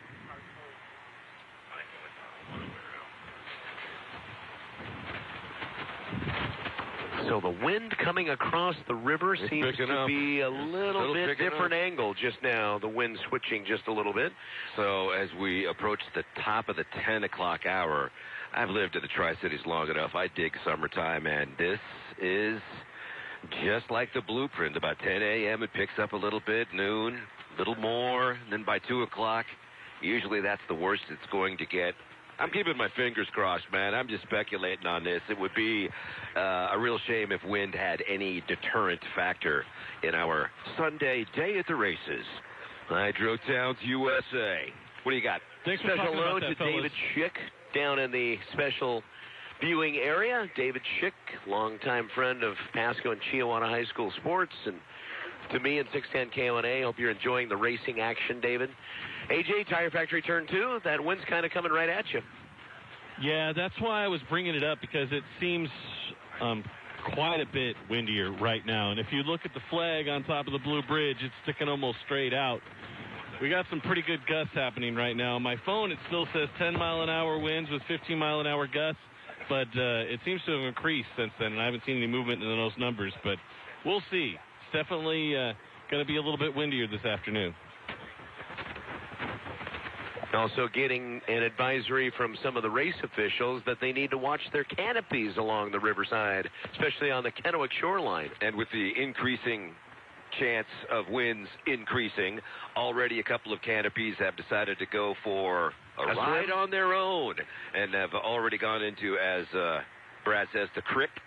So as we're starting to feel more wind here on the barge, again on the both sides, Kennewick and Pasco side, make sure your canopies, your tents, things that can take flight easily and quickly are anchored down, because it would be a real shame if something's cartwheeling across the water that's not supposed to be there. We've already had that happen once this weekend with J. Michael Kelly, so we don't need anything else cartwheeling across the course that's not supposed to be there. Canopies are for shade. Let's keep them on the shore. I don't think I like your tone representing canopies. Yeah, pretty soon you may have to turn them into a skeleton canopy. Yeah. Hey, now. Take the lid off. Take the lid off. Hey, special thanks to our Buffalo Brothers fans, the Hydro fans in the turn number 4 here on the Kennewick shoreline. Of course, turn 4 has been moved a little bit downstream. We hope that you've kind of migrated this direction towards start-finish so you can have better viewing. But thanks for being here at the Waterfallies and Apollo Columbia Cup. Also, thanks to American Radiator. They'll clean out your DPF's DOC, saving you money, keeping you on the road. And they also offer welding and metal fabrication, delivery of new and rebuilt Record radiators. It's all at AmericanRadiator.com with free pickup and delivery in the PNW. So the quiet before we get the hydroplanes out on the river. Well, now where we are, it seems like the wind has calmed a little bit, but if you look at the flag, it's anything but. So, swirling, I guess I'll say. That's kind of standard for our area. In fact, pretty much one of the questions out of the pits will probably be, how's the wind and how is it affecting your driving? Because, you know, when they're making the determination about, I know, is it 18 miles an hour? Is that the kind of the benchmark where they're talking about? It's kind of the threshold, but again, wind direction plays a big factor. And gusts, I'm sure, as well. If gusts are getting up into the low 20s to mid 20 miles an hour, you know, again, you got to take a look at the safety involved. So sometimes we'll get the, you know, the gusting types of winds. Other times the sustained. Not sure how that affects. Obviously, any wind is going to affect the hydroplane, but is one type of wind more conducive to not being safe than others, I guess. Waterfallies also would like to thank... I got to hold on to my hat, honestly. It's about that windy, so just letting you know. It's way different coming over right on at this side you, of the river. Yeah. Waterfallies would like to thank the Columbia Cup sponsor, Apollo Mechanical Contractor. Also, the over-the-river air show sponsor, STCU. Board of Directors thanking the community corporate sponsors, Apollo Mechanical Contractors and Lamson International. Also, thanks to the Grand Prix World Hydroplane sponsor, Plumbers and Steamfitters, UA Local 598, and signatory contractors. Thank you, Par Lumber, for being the E350 sponsor. Special thanks to the Confederated Tribes of the Umatilla Indian Reservation for being the 2024 Purse sponsor. Also, thanks to the Confederated Tribes of the Colville Indian Reservation for sponsoring the Vintage Legends Atomic Cup and the Vintage Dash for Cash. Thank you, Pasco Machine, sponsoring the H1 Unlimited Heat 1A and 1B. Many thanks to the 2024 Unlimited Heat sponsor, CO Energy, Par Lumber, the Trust Company, and Pasco Machine. Also, the 2024 Patrol Boat sponsor, Confederated Tribes of the Colville Indian Reservation, International Brotherhood of Electrical Workers Local 112, and National Electrical Contractors Association, sponsoring the 2.5-liter stock hydroplanes, and they put on some great racing this weekend. And thank you to the many air show supporters, especially the airport hospitality sponsor, that is ATI. A lot of people come together to make this event possible. So our countdown is about ready to get underway for the start of Heat 2A and 2B from CO Energy. Also, we do have the heat draw for the GPs in the final coming up later this afternoon. We have time to break that down? Yep. Or do we it's a lane assignment process that they use for the GPs. So in the GP final, Shell Hayes Racing, Ice Harbor Rapid Rabbit, with Josh Harnick will be inside. Old Trapper Beef Jerky and Smoke Snacks, Over Turf Motors locally. The GP15 Happy Go Lucky with Greg Hopp will be in lane number 2. Lane number 3 features the GP17 Miss Renee with Austin Ekrit. And on the outside, the 10, Kevin Ekrit from Edmonds, Washington, in the GP10 Charger. That's based on points. So, we've got that field set, which seems, not on paper, on water, looks like it's going to be a fantastic race. Agreed. Proceed indeed. We've already covered our Heat 2A draw. Again, the 12 coming out, Graham Trucking with Bobby King. 27, Miss Apollo, Dave Vilwalk. 40, Flavor Pack with Dustin Eccles. That's got the Sea Snorkel out front. And the 9, Beacon Plumbing with Corey Peabody. And for over-the-river air show fans, with thanks to STCU as we approach the top of the 10, with clearance through the FAA out of the PSC, about 11 o'clock sharp. And thanks again for your in-depth interview with Derek Allen, Attack Kid Productions, a true American. Thank you, Derek, for your service and what you do for the air show. Big fan of that aviation. So 11 o'clock, pretty much promptly, the air show is going to start. I know a lot of fans love the air stuff. It's like right there with the hydroplanes, 1 and 1A. So don't be late getting down to the park for Show Central. It's going to get great in the skies, on the water. We're just starting to hit our stride on Boat Race Sunday. Yeah, and you know, it all starts with Misty Blues, the skydiver, with the giant American flag, and it's quite a sight to see. And it looks like our smoke has cleared out a little bit. Of course, you get a little bit of a breeze, and you're going to clear things out, and that's what we've seen. So we are now on the clock. We actually do have the clock available to us, and we are 9 minutes away from the start of Heat 2B from CO Energy.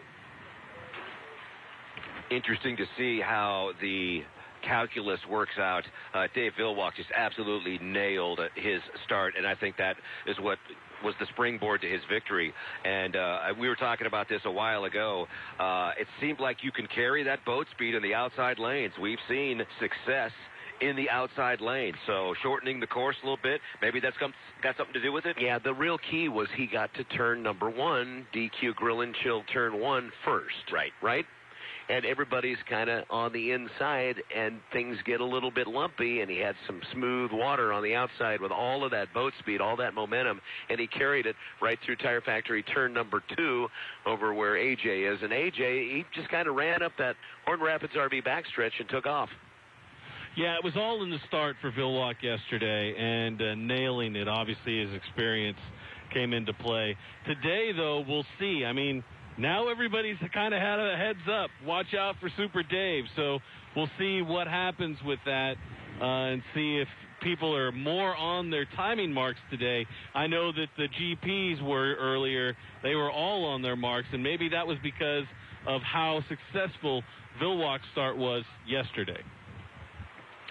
And I'm sure Brad Luce down in the lamps and pits as we start to hear, I heard probably a GP on a trailer fire, right? That's Brad's cue. Yeah, that's exactly what it was. And I opened the mic because when you went through the lane draw for the final heat for the GPs, was there any mention of the GP8? No, I was given 4 boats. Well, the 5th one was the motor you were hearing in the background, and they are hoping to get out and run in the final heat. I see Mike Jarvis on the deck of the boat. He of the Reigning Thunder team. I see Greg Hopp. He is sitting in the engine well of the 8, which, as I said yesterday, is all white. But they are hoping to get out here and be a part of this show when we get there. I'll follow up with them and get more specifics as we move through the day, but that's the plan, at least from their standpoint, is to get out there and participate in that final heat. Well, this draw came out quite some time ago, and I don't know about an addition, but it seems like it'd certainly be possible that if they had the boat ready to go, that they'd be allowed to. Yeah, the idea is, as we talked earlier, is to get this event in, run the final heats, and the part we didn't add is put on a show. And if it helps to put another boat on the water and put them in the show, that's what Water Follies will try and do. That's what Grand Prix America will try and do. These guys have been thrashing all weekend, and there's a whole bunch of different colored shirts on the deck of that boat right now. But that was the boat you heard turning over in the background. They put fuel in it about an hour ago and said, keep your ear our way. We're going to make this thing run. Guys, let me look. We are 5:53 away from our start. Noses on our H1 Unlimiteds are being tipped toward the center of the river. And as we spoke yesterday, a part of this start procedure that started a year ago in Madison, Indiana, is that at the 5-minute mark, there must be a crew member for each boat that is making physical contact with the boat itself. Now, that typically boils down to someone keeping a hand on the fairing, and that's what it is. So as we look down pit row, all the boats are tipped out toward the center of the river, and there is a crew member at the back of the boat holding on. We are inside 20 seconds. 20 seconds to the 5, guys. Let's go racing. It's the 2024 Apollo Columbia Cup here on the Columbia River. It's race day. A lot of colors sitting at the dock. Inside 10 seconds. We'll give a quick countdown here. We are 3 seconds, 2 seconds, 1 mark. 5 minutes. AJ, the show is coming your way, my friend. All four of these boats. Richland Pasco. All four of these boats lined up. Here they come. See, we got, looks like Peabody and King right now with the most speed coming off the dock. Peabody on the outside, King on the inside, followed by Eccles. We'll see if Eccles, nope, he can't beat Peabody to the corner. It's Peabody first on the outside, King on the inside, then Eccles, and then Dave is hanging back, kind of like what he was doing before, just kind of watching and seeing where they're going. So Bobby King in the red and black Graham Trucking on the inside, Peabody outside in the 9 Beacon Plumbing. It's white with the glint blue. Oh, we've got an incursion through the Dry-On Fryer infield, and it's going to be Bobby King in the Graham Trucking to the front stretch. Meanwhile, entrance to All Doors Incorporated, turn number 3. It's the flavor pack with Dustin Eccles coming around the top end of the course. On the backside, Horn Rapids RV, backstretch, Dave Villwalk, Miss Apollo.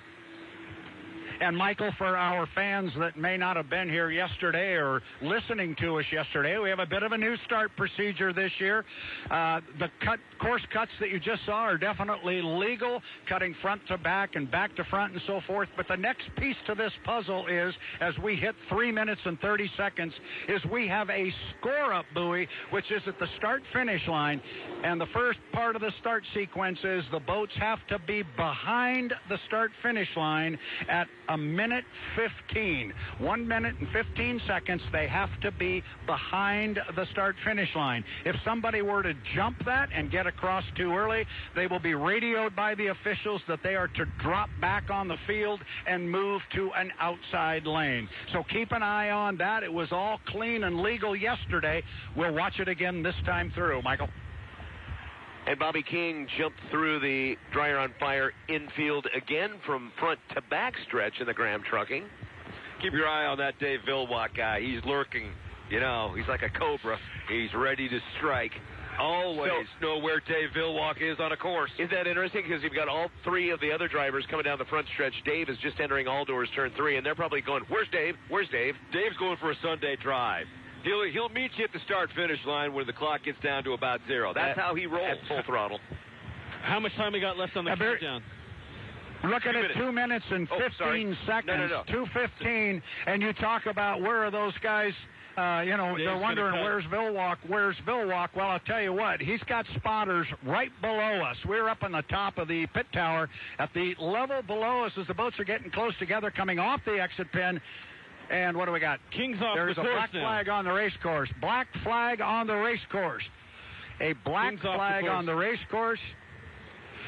Yeah, and I think a we had black some sort of flag clock means issue at the start-finish. black flag means return to the pit area. Red So we means got a shut buoy down. issue, Black Brad. means come back. Yeah, we have a buoy issue. So we've lost one of the pins. All right. And do we know? we will Do we know which re-rack. one? Not yet. Not yet, but they had been working upstream. I just heard on one of the 2. outer marker buoys. Go ahead. So I think I just heard from Echo on the top deck something about turn 2. So that would be the top end of the course for H1 as all the boats head back to the Neil F. Lamson pits, and we will re-rack the start of CO Energy Heat 2A. This weekend has had its challenges, and while we have a moment, it was not lost on us that the safety issue of modifying the course to begin with, the rollover yesterday basically was in an area that could have had that safety problem. So, again, with safety being utmost and forefront in everybody's consciousness, great call by the Water Follies people, H1 Racing, everybody deciding to modify the course out of concern for safety, and that turned out to be a very, very good call. So thanks again to the volunteers, the people who organized this amazing event. There's really a reason why year in and year out the Tri-Cities wins the best hydroplane coverage and the best hydroplane presentation. A lot of folks, well, they look at Tri-Cities to figure out what's right, what's wrong, and how we can improve ours. And welcome to the Madison people here and the Seafair people. They understand you don't get a chance to see this course modified from 2.5 miles to 2 miles very often. So being fans of the sport, this is a real treat that probably won't be around for years to come. So let's enjoy it while we have the moment, Mike. And coming up later today, we are honored to be on board in Madison, Indiana with WORX Radio 96.7 FM. They will carry our final heat of the Apollo Columbia Cup. Back home again in Indiana. Sorry. Guys, we're hearing word down here on the tower. You might want to confirm it up there on start-finish, but we're being told down here that they may want to run Heat 2B prior to 2A, and they are putting the boats for 2B in the water. So I think we're going to run B, then A. The second buoy of the lower corner down here is the one in question, and a rescue sled. Buoy tender has just found its way to that buoy. They will put it back in place. That's the issue that caused the stoppage of the heat. And we will Is that the Apex be back buoy, out Brad? on the water here with their... Pardon me? Apex buoy? No, the one before it. Okay. Oh, now we You've can got- see him through the spotting glasses. Yep. That's got to be one of the most So unique it's- jobs in America. What do you do for a living? I'm a buoy tender.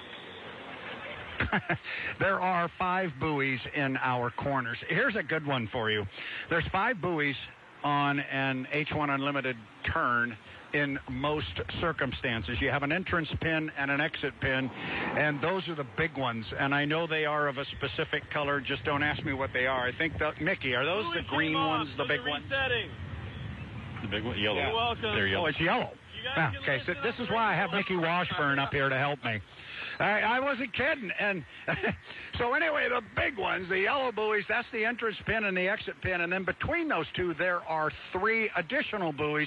One is at the center of the corner. That's called the apex. And then you have 2 buoys between the entrance pin and the exit, one on each side. So there's your 5 buoy corner. But to give you an idea just how big this course was down in Guntersville, Alabama, that we were talking about earlier in the weekend, and how wide it was and thus how fast it was, they had 9 buoys in the corners. And that was to assist the drivers, because they ran it with just 5 buoys a year ago, and the drivers complained they were getting lost in the corner. It was so far between buoys. So there's now 9 buoys in that one particular race course setup. But out here, there's only 5. The buoy made a second run for freedom down here, but it got snagged by a second rescue sled. So it got away from the first one, but the second one. Yes, sir. And when you're going into those extendo corners down in Alabama, how fast can the boats go and still be safe? There is some great online video that you can watch on the H1 Unlimited YouTube channel, and it's on-board video, and they've got the graphics on there that will show you the speed. And when Dustin Eccles, a year ago, when he went down and turned a lap at 173 miles an hour in qualifying, he was about a $196, $195 when he was getting to the entrance pin of the corner. And it's not because of the straightaways, but the speed was so fast at the end of the straightaway because of the speed that they were able to carry through the corner. You go to Madison, and these guys scruff off so much speed on that tight turns on the Ohio River, but down there, they would be coming off the corner at 30 or 40 miles an hour faster in Guntersville, thus they could get it up a lot higher by the top end of the chute. Yeah, kind of similar to what you see in Detroit, right? With the paperclip course, you really have to back it off on that one narrow turn. Absolutely. And that is a big point with these H1 Unlimited hydroplanes. The propeller at the rear end of the boat is a point of lift. And as long as the boat is still accelerating, then you're still getting the full lift at the rear end of the boat out of that propeller. But once you top out your top end speed and you're no longer accelerating anymore, you start to lose some of that lift at the tail end of the boat, and that's when it can get really tough and really dangerous for these guys. And quite honestly, that's one of the biggest reasons why you don't see a lot of these boats on a regular basis going out and try and set that world straightaway speed record, because you have to get it up the top speed and then hold it for a mile, and that's difficult. So if you're on the Alabama track, it sounds like the other courses on the circuit, driver skill is, well, it's always at the first and foremost, it's the premium, but the Alabama track seems like it would allow for more error, because when you're doing that kind of speed all the way around, that seems to me like a super speedway to learn on. Is that a great place to cut your chops as you come through the H1 ranks? Oh, I don't know. I don't know that anybody would say that. I think on paper that probably makes some sense. But every course is different, and just because that one's wider and bigger, faster, stronger, and all that good stuff, it still has its own challenges, and that has to do and can have to do with currents and waves coming off the shoreline, et cetera, et cetera. So there's always challenges, and each course is unique, and that's kind of the allure of motorsports, if you will, that every track, whether it's, IndyCar, NASCAR, H1 Unlimited hydroplane racing, that's some of the fun, and that's where the crew chiefs and the teams have to really do their research, and that's why they test. Let's find out what the best combination is for this particular course. They may be a rocket one week, but when they come to another course at a different location, maybe not so much. Appreciate that, as always. Brad Luce down in the pits. 610 K&A, special thanks to our pit reporter, Brad Luce. Thanks to American Radiator. Also, our sponsors, couldn't do it without you at 610 K&A. Rooster Tail wrap-up coming up thanks to Grocery Outlet. Name brands at low prices. Buying opportunistic items for less, passing the savings along to you. No club membership is needed. Let the bargain hunt begin. Grocery Outlet. Bargain Market. Also, Paradise Bottled Water. Searching for that perfect blend of reliability and pure taste? No further than Paradise Bottled Water should you go. Hydration has never tasted so good. Find them online. Weather forecast, 92. Your high winds are south-southwest now at 9 miles per hour at the Pasco Tri-Cities Airport, and we're sitting at 76 degrees. Weather update thanks to Anderson and Zentz Dental at KenoSmiles.com. Also thanks to Golf Universe, Sam Putting Lab, and Club Fitting Studio for everything in the world of golf. Golf Universe and Canyon Lakes Golf. New membership packages coming out soon. And for non-members at the course, look for more open play opportunities at the highest rated course in Tri-Cities. Why play the rest when you can play the best? That's Canyon Lakes Golf Course. We will take a timeout. We will run Heat 2B from CO Energy coming up from the Apollo Columbia Cup next.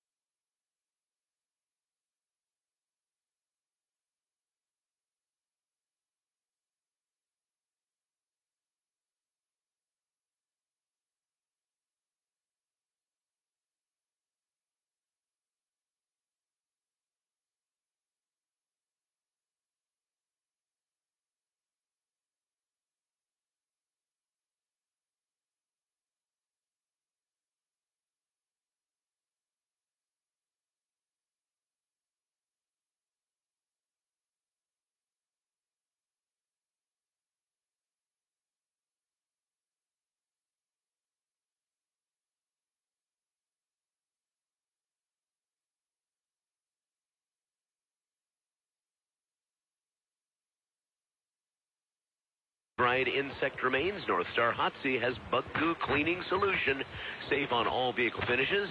Find more about bug goo and other labor-saving vehicle cleaning soaps and degreasers. Visit North Star Hot Sea, 1210 North Oregon Avenue, Pasco, or northstarhotsea.com. Bug goo. Don't let it happen to you. Also, once again, Krispy Kreme, thanks for the flyby with the donut delivery. Appreciate that. Sunday Vittles. It's all good coming together. Volunteers, drivers, by all means, head to the 610 AJ, head to the 610 KONA mobile app or 610KONA.com, because coming up Wednesday, we have our midweek donut break thanks to the Dupertail Krispy Kreme. Yeah, and we've been on vacation for so long. Between you and me, we haven't done this in a month, I think. Oh, now so stop that. I did it a week ago. Oh, you did? Okay. I didn't know I was gone. So. Oh, now that was 2 weeks ago. You were gone forever. I know. Sorry. I'm back, though. It's all right. It's all right. Then this is as much fun as Disneyland, isn't it? Boat racing? Just about, actually, yeah. It's a lot less, well, I would say it's less tiring because I don't have to walk so far. Good point. In the Tire Factory Turn 2 Tower, thanks to Tire Factory and, of course, Freedom Equipment Rentals for supplying our tower for AJ in turn number 2. The wind has died down a little bit. That's good news. It is. And you can feel it's getting warmer as well. Don't know about our countdown, but I do know that we do have Miss Tri-Cities up here and a chance maybe for a quick interview. And Dot Stewart has joined us. Oh, she's putting on her crown. You don't need to, to put the headset on, you'll need to have that off. Yeah. So good. I'm glad we stopped you before the crowning. Oh, fantastic. Let's put you the headset on. Kylie Glendenning, Miss Tri-Cities 2025. Fixing the headset real quick. There we go. So tell us a little bit about the scholarship program and what it means to you. Yeah, it's wonderful. I was currently pursuing my bachelor's online, and through the Miss Tri-Cities Scholarship Organization, I was able to completely pay off my bachelor's degree and even have extra towards my master's degree that I'll start in January. So that's amazing to be 19 and debt-free. That's awesome. So what are you studying? What are your goals?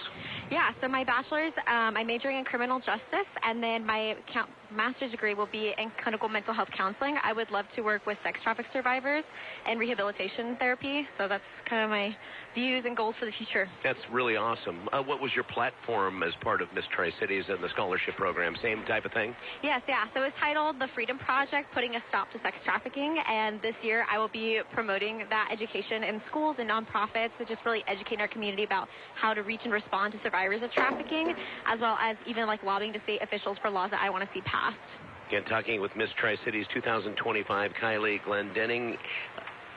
Was it nerve-wracking to be up on stage and go through the whole program? Well, I've done it before, so you're okay. Yeah, so I kind of knew what I was heading into. The first time a little bit. I think the scariest part is your interview portion where you have a panel of 5 judges, and they're just going to ask you things that, you don't know what they're going to ask you. Sometimes they also have political questions. It is an election year, so really it's being calm, collected, and having a cohesive, thoughtful answer to give them. So was there a question that made you pause for a moment that came at you from one of those 5? I think, fortunately, not this year. I think I prepared well enough. Every question that they asked me, I had a response to. And good. So you look forward to Miss Washington coming up next year. Yeah. That should be exciting for you. And what about water follies? And for everybody here, both sides of the river that are enjoying water follies, what would you like to tell them? Oh, wow. Well, it's just so important that we pour back into our community and really be promoting things that bring us together. I love that the Waterfall is such a big sponsor of Miss Tri-Cities, and I love that we also internally get to go back and pour into our community and just promote what they're doing in our community, how we're bringing us all together, and that we can just link up arm in arm to strengthen our community and just make it better. Fantastic. And for those that would like to find out more about your platform and the work that you're doing in the community, is there a place where they can go find information? Yes, absolutely. They can go ahead and follow me on Facebook or Instagram at the Miss Tri-Cities WA page or the Freedom Project TC on Instagram. Freedom Project TC or Miss Tri-Cities WA Facebook, right? Yes. Very good. Kylie Glendenning, thank you for joining me on 610 KONA. Miss Tri-Cities 2025 joining us up here at the start-finish line as we get ready for racing action to get underway, although it's not part of the Open River Air Show, but that 737 for Alaska Air is headed over to SeaTac. Regularly scheduled flight. Thank you again. Thank you. So the plane's headed out. Air show's coming up at 11:15, the official start of our air show. Nice job. Mike, have you got a countdown going on up there? Because we're inside 20 seconds to the 5-minute mark. Yeah, we don't have any kind of a clock yet, Brad. I've got one going right here. You got your ears on. I got them. We're 10 seconds to 5. The dock here. They are coming out. Came up. Listen. 3, 2, 1. Mark. 5 minutes. 5 minutes. AJ, I'll send them out of here and send them your way. First away from the dock, the U11. Jamie Nielsen in the Miss Mercury's Coffee Company. Mercury's.com away from the dock. He will come first. It's going to be followed by Andrew Tate, the U91, the Goodman Real Estate. Then it's Gunnar O'Farrell. He will be out in the Boitano Homes. He and Andrew are going to come out maybe side by side. Now Gunnar gives it a squirt, but they're coming your way, AJ. The red and white of the Mercury's Coffee coming in first, trying to get that position. Then, of course, it looks like Andrew Tate. Nope, that's Gunnar O'Farrell. Gunnar. See with the reflections. Gunnar O'Farrell coming in second. Tate on the inside, but back behind, kind of watching what the other two guys are going to do as we get ready for lane positioning. 4 minutes. 4 minutes. Top end of the course is the 11, Miss Mercury's Coffee, Jamie Nielsen. Across start finish now. Just into all doors, turn 3. Gunnar O'Farrell, Boitano Homes, the 35, followed by Andrew Tate. As O'Farrell gets to the exit pin at Buffalo Brothers turn 4 onto the front stretch. And here comes Tate in the Goodman Real Estate. Cross start finish with 3:30. Go fast. Featured competitor is obviously what we want to do. But 1 vote less, does that have any effect at all? 3 votes instead of 4 as you approach it? Probably not, right? Now, it's got a big effect on the race course because it's not going to get near as soupy with only 3 boats on the water. So, yeah, it'll have a definite effect on this, but I don't think it's going to change anybody's plans. It's just going to be some better and different water conditions with fewer boats. Now, remember yesterday, Jamie Nielsen in the Mercury's Coffee, he teamed up and went against Andrew Tate and the Goodman Real Estate. It was Jamie Nielsen getting an inside lane on Andrew, and it took Andrew a good solid 2 laps to negotiate getting around Jamie Nielsen. See if Jamie doesn't have another nice move to grab that inside lane. Well, he's parked in right now, coming across start finish. Yeah, it's funny you mentioned that because Tate was holding him to the outside, making sure he was staying in, so he didn't have to do that this heat. Watch and see if he cuts Jamie Nielsen, or is he going to come all the way down? See what he does. He's going to come. They're all going to come all the way. Everybody's going to come all the way down, and then they're going to go slowly around the course, and they've got about a minute to burn. Got about a minute to burn before the 1:15 score up in front of you, Mike. So they're going to take AJ, you got him. Around Tire Factory turn number 2 onto the Horn Rapids RV backstretch. Yeah, right now we got Nielsen in 1, Tate in 2, and O'Farrell in 3 as they come around turn 2 up the backstretch, just kind of cruising. What's the time right now, fellas? 1:52. They're going to have to go around again, aren't they? No, we're good. They're going to come around and score up at the 1:15 mark. Oh, there we go. They'll go slow through the top end. Got about 20 seconds to kill before score up. Yeah, they want to be at that start-finish line at about 1:16 to be clean. As they come into all doors turn 3, Buffalo Brothers turn 4, Nielsen in 1, Tate in 2, O'Farrell in 3.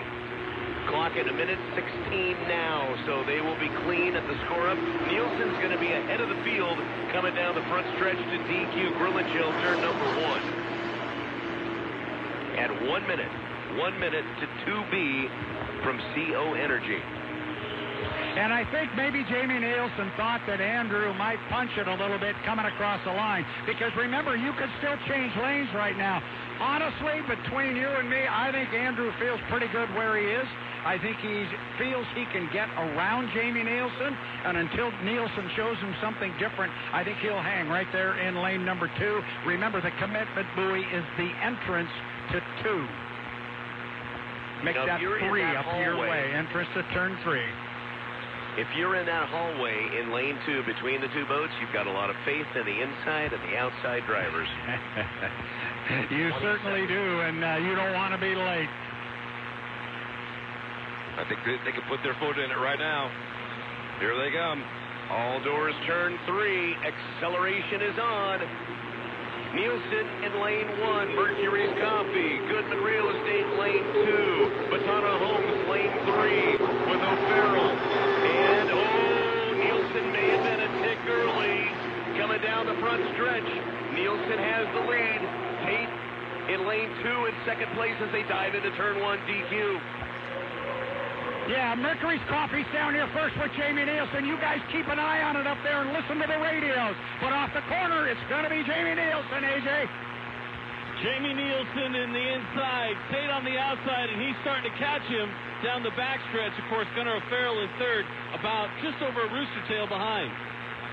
Getting word that it was a clean start. Jamie Nielsen has the lead as we head into all doors turn number 3. Around the corner and still has the lead over Andrew Tate by a half a rooster tail at the exit pin of turn 4. Tate, though, gaining on him down the front stretch. Now just about 3 boat lengths as they head down to DQ Grill and Chill turn number 1. Can Tate catch him? Jamie Nielsen's going to get down here first with about 3 boat lengths. AJ, they're coming right to you at the apex. Nielsen on the inside. It's rough around turn 2. Tate on the outside, he is gaining just barely, just slightly up the backstretch. Gunnar O'Farrell has dropped back almost 2 rooster tails behind. Nielsen with the lead coming up the backstretch. We've kind of lost Andrew Tate in that rooster tail across the way in lane number 2 as they come around the top end turn with the white flag out. 1 lap to go. Now we see Tate on the outside. He's bouncing around in the exit pit, but he is just 3 boat lengths back as they cross start finish lap with 1 to go. And now Tate's got the accelerator down as they come down the front stretch, and they'll pull even deck to deck. Virtually dead even as they get to the entrance pin. There's a lot of air underneath the 91, but he's back only by a boat length, AJ. Nielsen looked like he came out on that corner. Tate got the... Tate looks like he's taking the lead right now in the backstretch with Nielsen slowing down as he hit the rough right in turn 2. All doors turn 3. Buffalo Brothers turn 4 will be the difference in this race. Can Nielsen get back the lead at the top end turn? Tate on the outside. He's got a half a rooster tail lead as they come into the turns. Let's get to the exit pin. It's going to be Tate with the lead in the exit pin. Andrew Tate with the checkered flag of the Goodman Real Estate. Second to Jamie Nielsen, Mercury's Coffee Company. Lap number 2. Set up Goodman Real Estate and Andrew Tate to pass on the final lap down the front stretch. And he held on through a bumpy, sloppy Tire Factory turn 2 with boat speed and more momentum than Nielsen had. As they hit the start-finish line, there was about the same distance between the 2 boats at the start, lap number 1, lap number 2, but increasingly on the front stretch, that's when the takeover finally happened. It was almost like he was biding his time. No, I'm just going to hang loose here, keep gaining on him, and then I'm going to put the hammer down on the front stretch going into so you lap think 3. He was toying with it? I don't think he was toying. I just think he was waiting for the right moment. Exactly right. It's not like a draft in NASCAR, but at the same time, it's like, okay, I'm running good in this line. I was a little surprised that, you know, the lane is the lane is the lane, but, sometimes I got a little out here in the corner. Great call coming down the stretch because we were hoping we were going to get a race like this. Can you carry enough boat speed on the outside, which he did, to hold off somebody on the inside lane, because conventional wisdom is you got the inside, shorter distance to the finish line. But this time around, great finish. Love the configuration of the track. Let's hope we have finishes like that the rest of the day. Yeah, well, you've got the 91 Miss Goodman Real Estate that has been the fastest boat out there, best qualifier. All the money, all that extra money for, taking the qualification. You brought up something interesting. Is he toying with the rest of the field? Just maybe hold out a little morsel of hope before I snatch it away and eat it? Well, it seemed to me like he was just in real good position when they hit the rough, because Nielsen hit it really hard and kind of lost his hook a little bit, bounced out, took a wide corner, lost a lot of his speed around that corner, and that gave Tate the perfect opportunity because he didn't bounce out like that. He just kind of adjusted and managed to maintain his momentum all the way through turn 2. And with O'Farrell falling back, Tate could go out even wider into smoother water through DQ1 and Tire Factory 2. Another great point. Again, four corners on our call here on 610 KONA, 610KONA.com, as we will head down to the pits. CO Energy Heat 2B in the books. Congratulations to both are back to the dock here. He did a great job at the start, and that heat had to look an awful lot like yesterday's heat between the two of them. We said before the heat even started that it took 2 full laps for Andrew to finally be able to get around the U11 Mercury's Coffee. These guys are coming, these Mercury Coffee guys, and somebody's going to have to reckon with them here before the weekend's out. Andrew Tate's already had to taste them twice, and the coffee may be good, but having to run that guy down, it's proven to be a little bit difficult. So Andrew Tate will grab him here in a moment. Maybe I'll get a word with Jamie first. Lots of...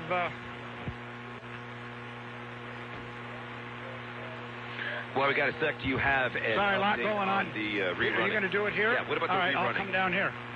Oh, you don't want me in the background. We'll go up the ramp. You're okay. Yeah, that's all right. I don't get...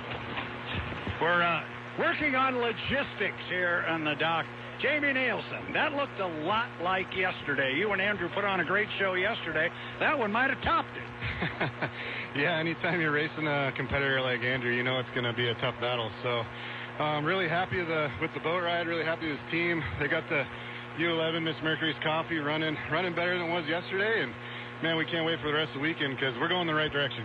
Talk to me a little bit about driving with not only driving against Andrew Tate, but the other drivers here in the circuit. You really got to trust these guys. I mean, top end of the race course last time around, you know he's going to give you room. He's going to make it tough on you, but you know he's going to give you enough. Oh, for sure. I mean, that's the beauty of racing against these guys. They're the toughest competitors in the world, but they're also fair. So, we all got to trust each other out there, and we do, and I think that's what makes it real special for the fans to watch us run as close as we do. So the boat is, as you just said, running a little bit quicker. I'm sure Andrew's going to tell me the same thing, that, it took a little bit longer to run you down, but you're not done yet. You're going to keep searching for more speed. It's what you do. Yeah. Maybe a little more Miss Mercury's Coffee in the tank, a couple energy drinks in there, and, we'll keep searching. We got a few tricks up our sleeve. We'll look at the data, see how it looks, and keep giving it everything we got. I know at my house I have some of that high octane Mercury's Coffee poured in the tank, but... Yeah, for sure. I know where plenty is. All right. Jamie, thank you very much. Great race. Fans enjoyed it. See you later on today. All right. Thanks a lot. Looking forward to it. You bet. Jamie Nielsen, driver of the Mercuries.com. Oh, before you go, just how tight were you on the start? Our guys on the line said, whoa, that one's close, and we didn't know till top end of the course that you were legal. Pretty good timing, Mark, I assume. Yeah, nailed that one. Keep that one. Well, they just come by in order here. This is good. This is the way we need to do these interviews. I just stand here and you come by. Got Andrew Tate, winner of our Heat 2B, right? Yeah, that was 2B. Looked a lot like yesterday. I just said the same thing, except took a little longer to get by him this time. That boat's really running. Yeah, it seems like they're getting stronger, which is good news for everyone here in H1. The Mercury's Coffee guys are really working hard, and it's showing. Jamie hit another great start in lane 1 and made us work for it for sure. But the other side of all of that is we could talk about the U11, but the U91, your boat's really running well. Yeah, we're happy. It's been a great start to the year and a great start here in Tri-Cities, but anything can happen on this 2-mile race course today. I'm pretty sure it's going to be a barn burner come Sunday afternoon, and that's what we're looking forward to. That's what we're building towards. But, yeah, everyone on the Madison team and involved with Goodman Real Estate's really given me a great piece to go out there and have fun with. There's a little bit of a breeze blowing that we didn't have yesterday. Anything to be concerned about yet? It is what it is. We all have the same challenges when it comes to the race course, and it's just a matter of kind of understanding the environment, what's coming at you, and what you need to be aware of. So, like I said, it's going to be a long day. We still have a couple more heats here, so we're looking forward to it. We're all dealing with the same stuff out there on the race course. It's kind of new to all of us, and it'll be exciting. I'm pretty sure. Stick around, find out. Well, we will indeed do that. I know you're going to run up there, and you guys will talk about how you make it quicker, so go up and do it. Thanks, Andrew, for stopping by. Thank you, Brad. Appreciate it. Andrew Tate right there. And he's got a smile on his face, but you mentioned another boat, and he kind of gets a little wry wrinkle in the smile on his face. There's some competition floating around down here, and I'm telling you, these Mercury Coffee guys, they're getting better and better and better. And we know Scott Rainey knows how to put a winning combination together. And he's on to something here with the new influx of money that they've got with the Mercury's Coffee sponsorship. They are here to do a good job with them. And I would say so far, mission accomplished. These guys are for real. Our boats are going into the water now, or they're actually all in the water here for our Heat 2A. I wasn't sure we were going to be able to run this heat because I know we're getting close to bumping up against an air show. But the boats are in the water, and I'm sure we're going to go. I'm going to send it back up to you guys, and I'm going to jump back up on the tower. I'll be with you in a couple. So, Brad, before you go, it seems like something has perked up this Miss Mercury's Coffee team. They're not running on decaf. I see what you did there. And nothing. Ghosting. Well, there's your response from Brad Luce. It's okay. I'm sorry, I didn't hear that. I was talking with an official here on the dock. Maybe what do you better got? you didn't, Brad. No. Something has definitely perked up the Miss Mercury team. You were doing your job, and we were being juvenile. Well, we'll just leave it at that. I'll take it. Yeah, no decaf. Pretty good with the high-octane, organic Mercury's Coffee. It's what I drink at the house. I got it. I'm not kidding. It's very good. Broadcasters just cannot resist the stupidity for puns. We will take a timeout before we get to the rerun of 2A, thanks to CO Energy here along the Columbia River at the Apollo Columbia Cup on 610 KONA, 610KONA.com. Homes and Land Magazine.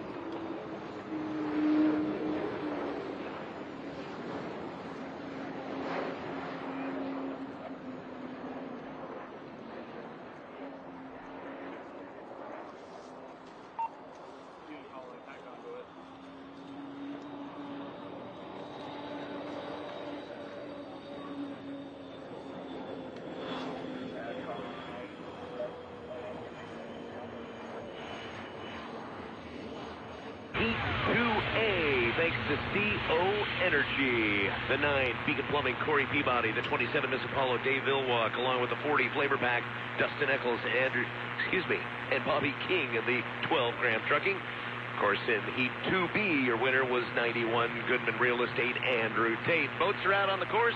We're 3 minutes. 3 minutes to the start of Heat 2A from CO Energy. Cutting across the DMZ, the dryer on fire infield. It's the Beacon Plumbing, Corey Peabody from back to front. Graham Trucking, the 12, Bobby King across start finish now, followed by Dustin Eccles and the Flavor Pack 40 with the Sea Snorkel intake. It's just interesting. into all doors turn 3 is Dave Vilwalk. It's interesting that King had cut across in front of Peabody to take the inside lane, and Peabody cuts across again to get that inside lane again back from King. He wants that inside lane for sure. So they are stacking up now as we get ready for the score up at 1:15 here at the start-finish line on the backstretch. And Peabody in 1, AJ? Yep, Peabody's in 1. 2 minutes. Then just outside of him, Bobby King, the Graham Trucking. Then Eccles is outside, and Vilwalk just cut in. He's going to have to come to the outside, though. I don't know. Eccles seems like... Yeah, Vilwalk cut the course down here. It didn't have anything to do with trying to jump out in front of these guys and get an inside lane. That was strictly a timing maneuver. He wanted to be a little bit further along, so he cut the race course. Keep an eye on him. See what lane he squirrels into, Michael, coming up on 1:30 to the start with 15 seconds to score up. Peabody, King, Eccles, Vilwalk, inside to outside. Little glint off of that metallic blue paint from Beacon Plumbing as they got into the all-doors turn. Score up. Yeah, Vilwalk's going to be on the outside. Here's your score up in 1:15. They are clean as they come down the front stretch. This is not the start of the race.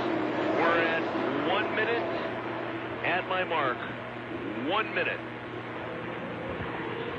Yeah, they're coming hard down here to the bottom end of the course. Looks like a start, but it's not. That's Corey on the inside. Dave's coming hard on the outside. In case somebody is wondering, after the score up, you cannot cut the race course. That's why they come all the way down. AJ? Yeah, that's what we got. Peabody in 1, then King, then Eccles, then Vilwalk on the outside. I'm not sure as they came around turn 2, did it look like King took a little wide angle on that and pushed Eccles and Vilwalk out a little bit on that corner? Maybe not. Maybe it was just my angle. So Peabody in 1. Beacon Plumbing. 12 Graham Trucking. Bobby King in lane 2. Dustin Eccles Flavor Pack lane number 3 on the outside. Dave Vilwalk. We're at 12 seconds. They've got their foot in it at the top end of the course. Vilwalk. Oh, Eccles is edging out. Vilwalk had to make an evasive move at the top end of the course. 3, 2, 1. It's really tight. Really wait for official word. It looked like Eccles may have been early. It's going to be Peabody in the inside 9 Beacon Plumbing as they get down to turn number 1 with a lead. Yeah, Peabody's down here. 3-boat lake lead, but second and third place were really close. Vilwalk trailing on the outside, AJ. Oh, no. So Peabody was coming in on the Dave! Almost. Oh, my goodness, James! King and Dave were both in the air.